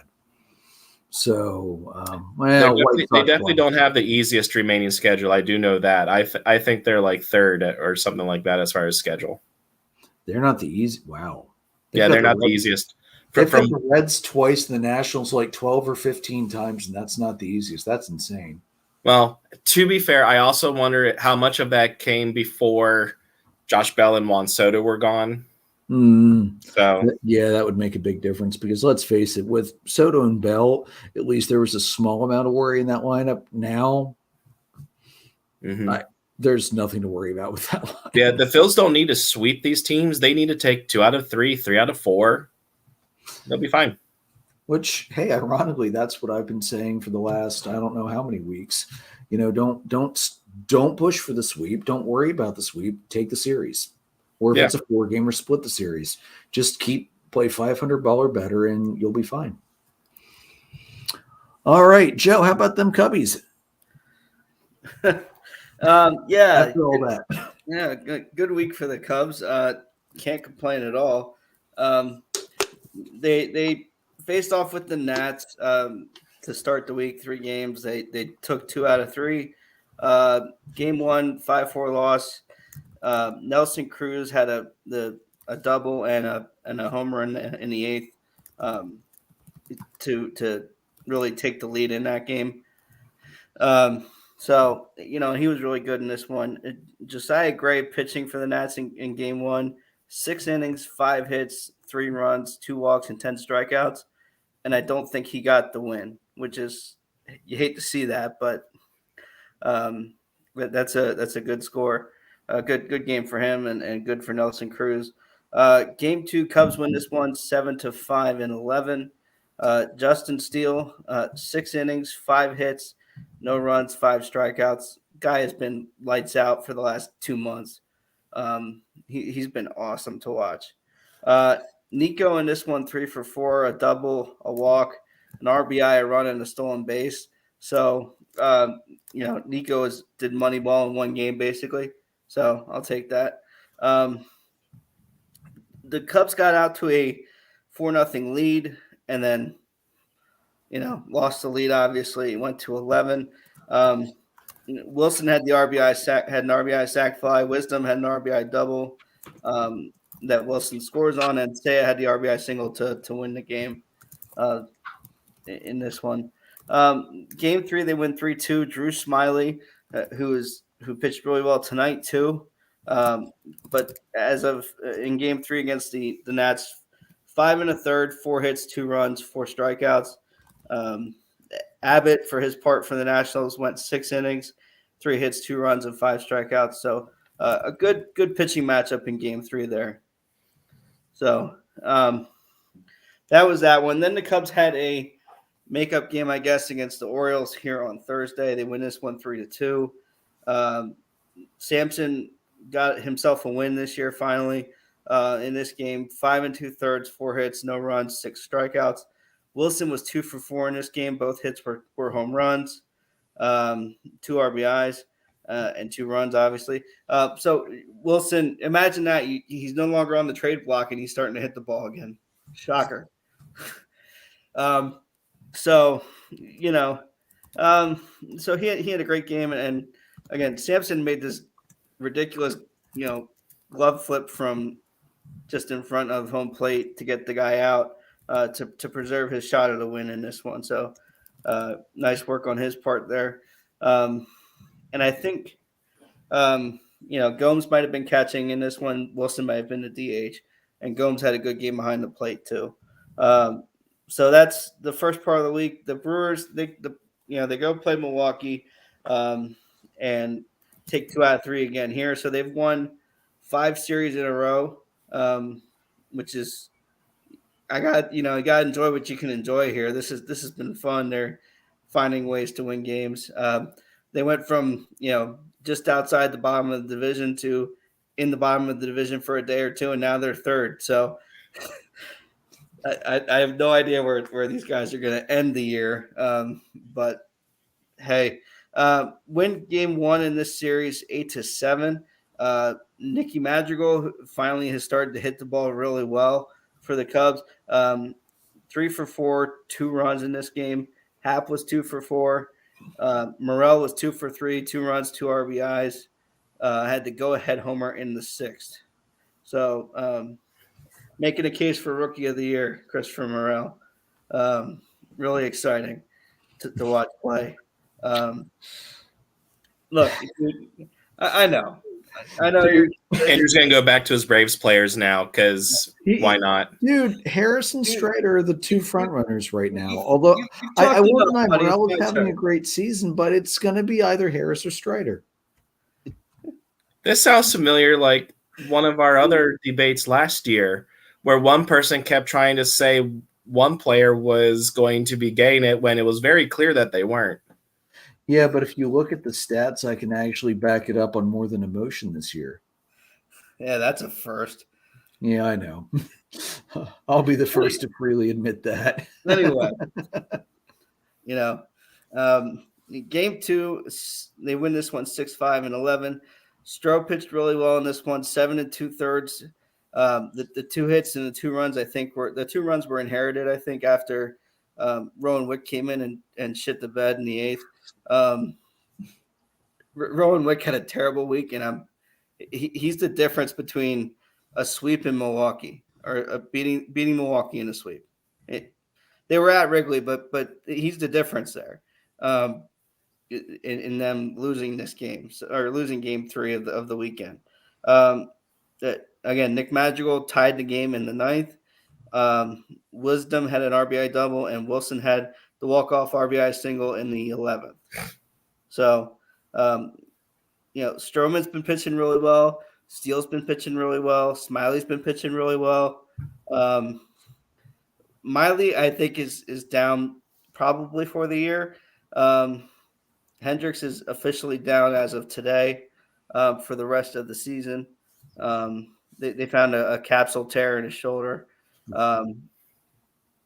And Adbert is making the trip to the Arizona Developmental Complex, so he's finally going to start pitching again, and getting some playing time. And Cub fans have kind of been waiting for that news to drop. So it's good to see that he'll finally get a shot and see what they can do with him, whether it's a bullpen or a starter.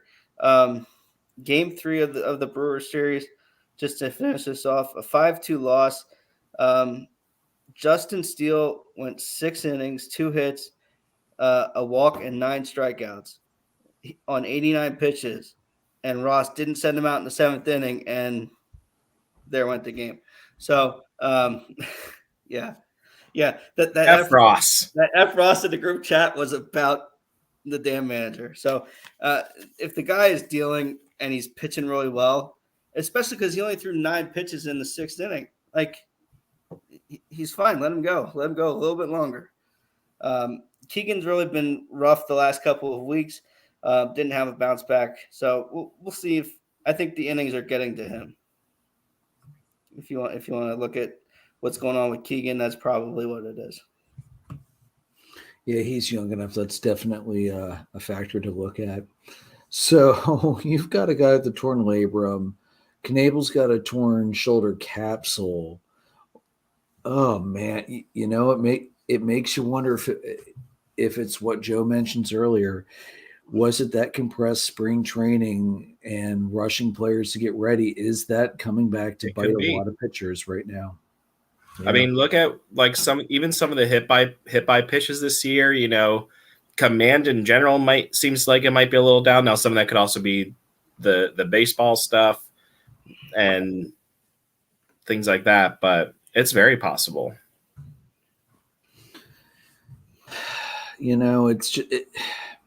It's so frustrating to see that too, because if we would have just gotten this done, if we would have just, as Joe so eloquently put it during the offseason, lock these idiots together into a room and don't let them out, not even for a bathroom break, until they get this done.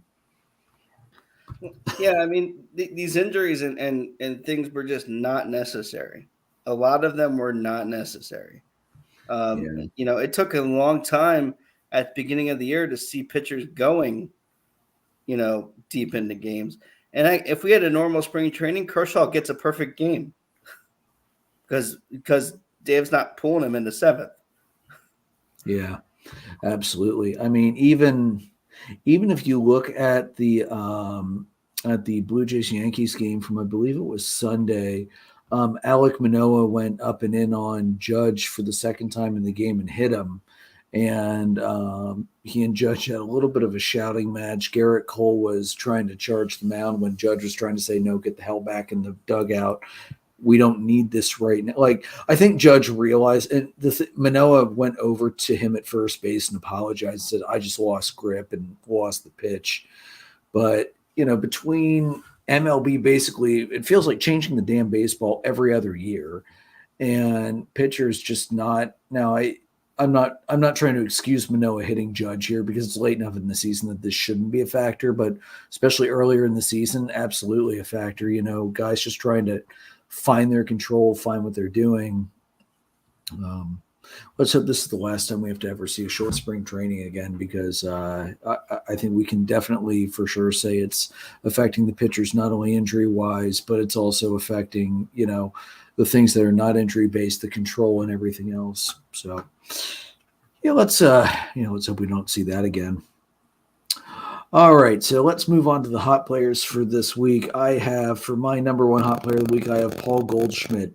In 24 at-bats, he slashed .542, .571, 1.042.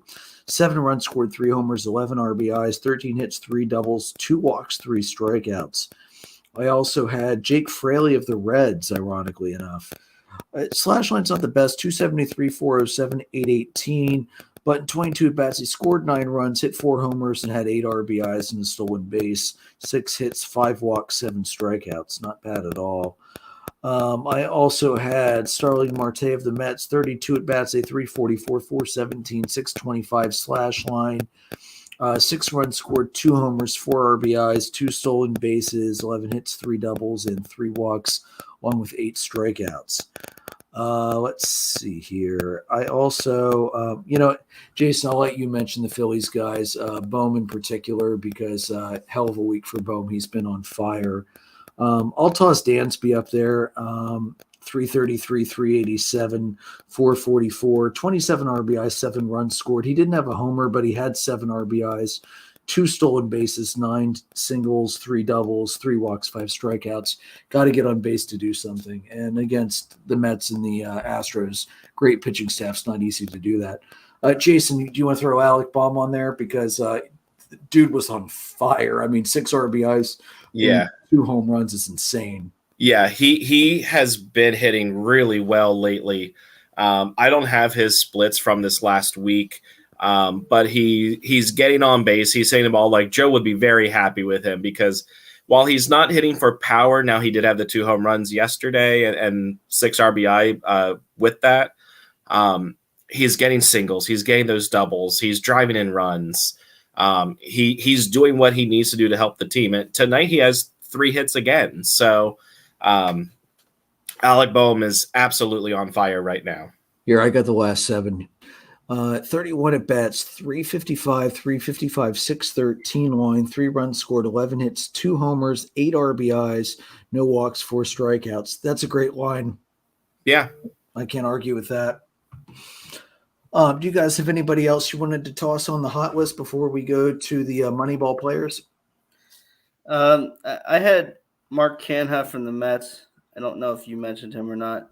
I don't think I did. Yeah, he had a good week too. Go ahead. 471, 526, 1176, 4 runs, 8 hits, 3 doubles, 3 homers, 8 RBIs, 2 walks, 2 strikeouts. Bregman had himself a week too. I don't know if you mentioned him or not. I didn't. Yeah, 308, 357, 731, and 7 runs, 8 hits, 5 doubles, 2 homers, 7 RBIs, a walk, and 4 strikeouts. I'm going to be honest. The hitters last week were all on fire. It was really hard to just pick a couple guys. I mean, but in addition to those guys, you could have also had Lars Nootbaar on there. You could have had Kyle Tucker. You could have had Vaughn Grissom. You could have had Pujols. You could have had J-Rod. There were so many. This was one of the hardest weeks of this entire season for me to limit to just like 3, 4, 5 guys that I thought were the hottest hitters because it was the hitters last week went nuts, and it was really, really awesome to watch. Joe, who are the Moneyball hitters of the week for you? This is just one. It's actually you mentioned him, Lars Nootbaar, 353, 607, 824, an OPS of 1431, 11 runs, 6 hits, a walk, 2 homers, or actually a triple, not a walk, a triple, 2 homers, 6 RBIs, 10 walks, and 4 strikeouts. Had himself a week. Hope he doesn't do it this week. Yeah, it's understandable to wish that. Just to go back quickly to the hot hitters, like Albert Pujols, especially since the All-Star break, has been destroying the ball. He hit 693 tonight, which I believe our buddy Ronald also commented about that tonight. So 7 home runs within a month and a half to get to 700. I think he gets there right now, especially with how hot he is. I know he can be streaky a little bit, but he's looking like vintage Albert right now. So I posed this thought to you guys in our chat before tonight. If he gets to 699 and the season ends, what would you do? Would you come back to get to 700 or see what happens? Like get to 700 and retire, just do a full season, see how high up into 700 you can get? Or do you call it quits at 699?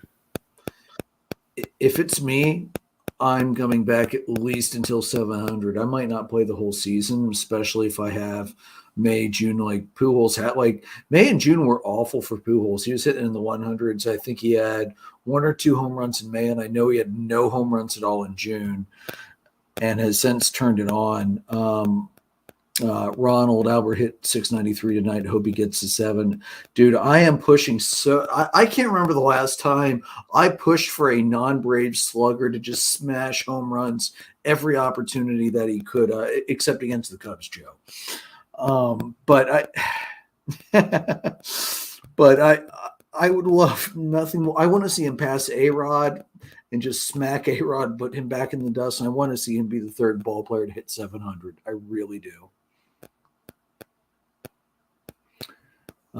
Joe, what do you think? If it's you, do you come back? If you're at 699, do you come back to at least hit number 700? I don't know. My gut says probably not. For me, I regardless of whether he hits 700 or not, he's still a Hall of Famer. So you've already reached the pinnacle of your sport. I think I think that's a big part of it. So to me, he's done enough where I don't necessarily think he gains anything by necessarily coming back other than getting to 700. So if it were me, probably not. But there's some. If he feels like he can still play, then yeah, come back. I would say this though: if the Cardinals, win the division and get to the World Series, even if they somehow win the World Series, then I'm definitely retiring regardless. Yeah, for me, I think it would depend on how the rest of the season plays out. If he announced before the season, and everything that he's going to retire, so I think he's ready to retire. If it was me, I would probably just go till I get 700 and then call it quits, because 699 is just brutal. Like, you're so close to that next threshold. Like, I would feel like I need to just, for my own sanity, get to that last one, just to make sure that that's there. But yeah, like if I were to get to 699 and then the team goes on a run and wins the World Series, I would absolutely probably be like, you know what, I'll go out with the World Series instead of 700. Yeah, and I think too, I don't know if I would come back just to hit one and retire. I don't know that I'd put myself through the off season regiment just to come back and hopefully hit one home run and be done with it. Yeah, as amazing as 700 home runs would be, I'd rather have the World Series ring too. So, yeah, we'll have to keep an eye on that. I really, really hope he can pull it off this season, though. Just hey, I got to 700. I'm good. Let's head off into the sunset and see what happens. Yeah, and with how hot he is right now, I think he gets there. So yeah, I really hope so. Like I said, I can't remember ever pulling for a non-Brave slugger as hard as I am for Pujols right now. I feel like you probably could have just stopped at seeing a non-Brave slugger, period. Yeah, probably. Yeah, that's not true, because maybe like Jim Thome or Griffey. No, well, Griffey, I always wanted to see Griffey hit home runs, because that swing, man, smooth as butter. No, but I'm not going to lie, especially because I was young enough that I could be naive about steroids. I was pushing hard for Sammy to beat Mark McGwire, and no other reason than my brother's a Cubs fan was why I was pulling so hard for Sammy in that race. All right, let's move on to the pitchers. So, just like these starters, there were a ton of pitchers the hitters, excuse me. There were a ton of pitchers that had great weeks as well. We're going to start off with the White Sox, Johnny Cueto. He had 2 starts, picked up 2 wins, 16 2/3 innings. He only struck out 5, but when you have a .54, .78 whip over 16 2/3, I'd say you did a really good job. 1 earned run, 11 hits, 2 walks. And then I also had Charlie Morton, who finally is starting to friggin' pitch like he was. He went 1-0 in 2 starts, 12 2/3, struck out 23, 142 ERA, .87 whip, 2 earned runs, 8 hits, 3 walks. Actually, that might have been the highest strikeout of the week for anybody who pitched twice. I also had Nick Pivetta of the Red Sox. He had a 1-0 week in 2 starts, 12 and 2/3, 15 strikeouts, 142 ERA, .87 whip, 2 earned runs, 7 hits, 4 walks. And then I also had Jose Urquidy of the Astros, 14 and 2/3. Excuse me, sorry, I just hit the wrong button on the page. Sorry. 14 2/3, 10 strikeouts, 184 ERA, a .89 whip, 3 earned runs, 11 hits, 2 walks, only 1 home run allowed. And I also had Spencer Strider of the Braves.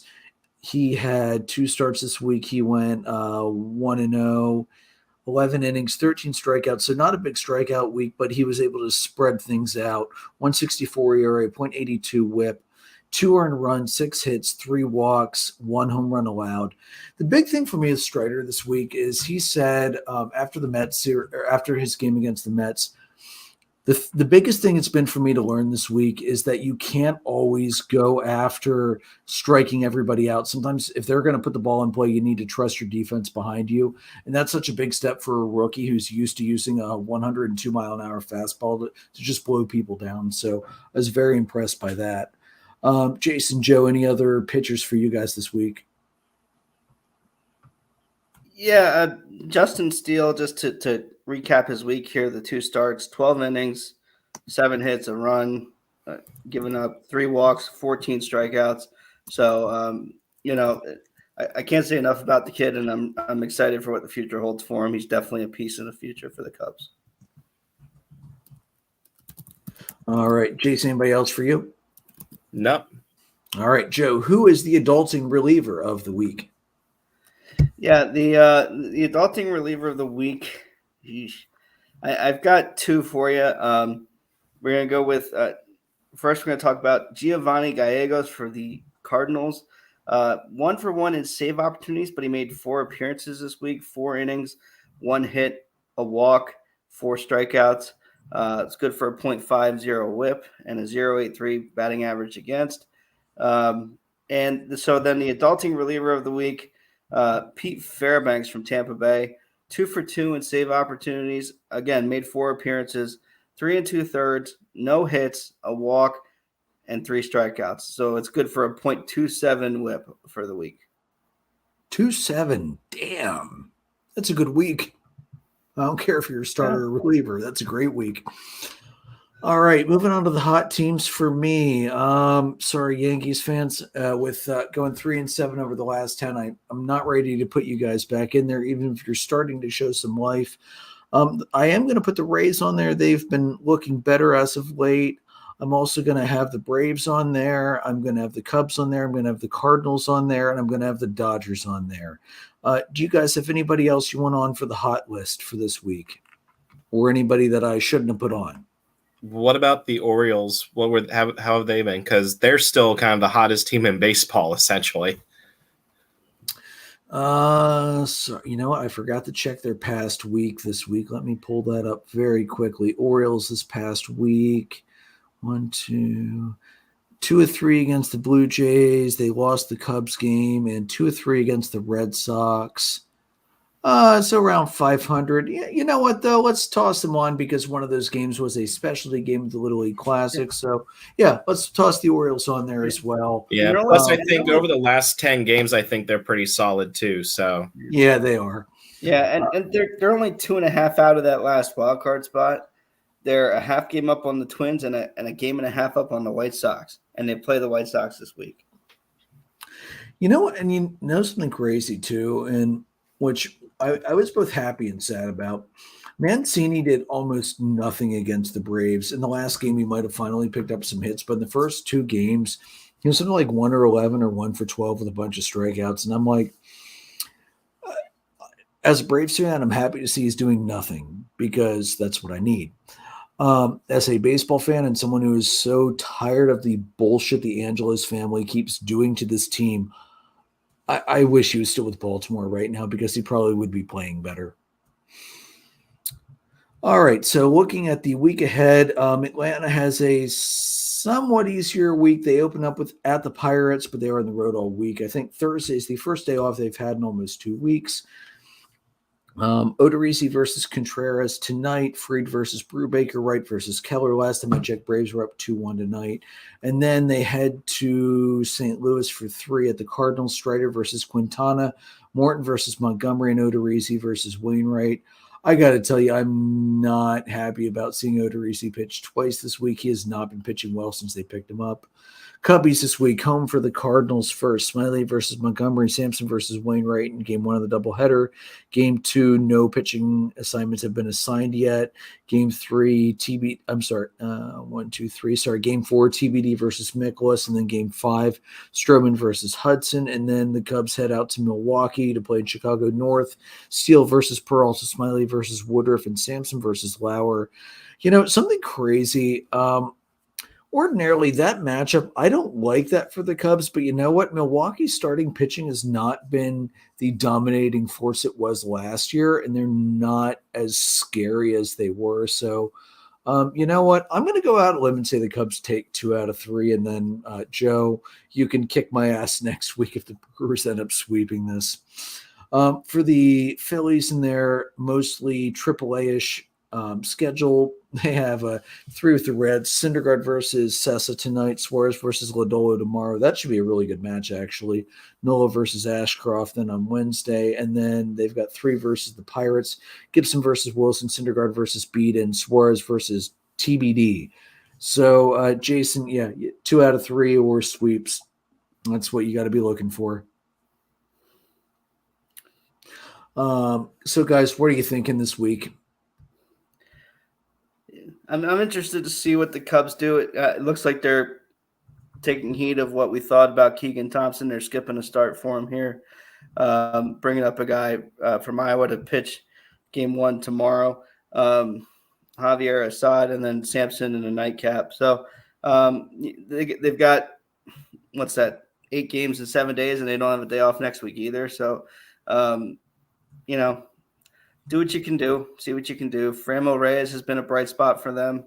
And, anytime Steele or Stroman's on the mound the last 2 months, it's been, A-plus entertainment, if nothing else. Absolutely. Jason, you feel pretty good about a pair of 2 for 3 series at least this week? You should. Yeah. Phil's just going to take care of their own business. So I don't know that I necessarily would agree that it's a AAA schedule. I mean, they're not playing the Iron Pigs or the Trash Pandas, but they just need to take care of their own business. Jason, I can think of one logo I like better than the Trash Pandas. Besides the Scrapple, that's great. The Savannah Bananas and all the fun hijinks the bananas do. If I'm not mistaken, I just saw ESPN Plus or ESPN 360. They're doing a whole series on the bananas throughout the season, and I watched a couple of the episodes. Take a look at it if you haven't already. It's absolutely great. There's a reason the Bananas have more TikTok followers than the entirety of the Major League Baseball teams put together. That's a fun team to watch, honestly. And they're sold out, I think, for the next 3 seasons. So good luck getting tickets. Yeah, they're the Harlem Globetrotters of baseball. And it's that much fun to watch. All right, guys. Any other series you guys are keeping an eye on this week? No, I'm going to be in Reading tomorrow night for the game, so I'm looking forward to that. And I'm going to be in Camden Yards Thursday night. I don't get to see Dylan Cease by a day, but I get to see Lance Lynn, so I'm excited. Hey, that's not bad. I'm actually going to be in Harrisburg on Wednesday night to see the Senators and the Seawolves. So all this talent Washington has been bringing in, hopefully I will see some of their top prospects playing. I'll be honest, I did not have a chance yet to look at Washington's top prospect list, so I don't know who will be there, but I'm assuming some of those guys should be at least at the AA level, so I'm really excited to see some hopefully better Senators baseball than I saw earlier this year when they got dominated by I can't think of the guy's name, but the Red Sox prospect Jason mentioned on his first Down the Farm week, who just blew them down. And I got to tell you, sitting there in person, his stuff is electric. So when he comes up to the Red Sox in probably 2 seasons, yeah, he'll be rapidly moving up that rotation. Yeah, we pretty much have our crew has a game almost every night this week, basically. You have Tuesday, Andrew. You said Wednesday is your Harrisburg game. Joe's in Camden Thursday, and Friday I'll be in Reading. Nice. So I don't know who they're facing, but I did check, and as long as there is no rain out or anything like that, I will be seeing Mick Abel pitch for the Reading Fighting Phils. So the number 2 prospect in the system. I'm pretty pumped about that. That's awesome, man. All right, guys. So you can find the audio recordings on Anchor, Spotify, Breaker, Google Podcast, Apple Podcast, Pocket Cast, Radio Public, Amazon Music, and Spreaker. You can see us live on our YouTube channel, on Facebook Live, and on Twitter. You can find our merchandise at redbubble.com/people/DDAB-podcast. Follow us on our Facebook page, facebook.com/sourdogsandbeer. On the Twitter page at DDAB_podcast. You can find all of us on Twitter. I'm at PyroLord314. Jason's at JRicker300. Joe is at JoltandJoe35. We are presented by Dark Arrow Podcast LLC, and we are sponsored by the phenomenal Whiskey and Blade Barbershop in Lidditz. Johnny, your Yankees are sucking it up, dude. Chad might finally, well, I shouldn't say that because the Red Sox still suck pretty bad, but he might find a way to at least be able to needle you a little bit. Guys, may your dogs always cost $1. May your beer always be cold. Have a good night.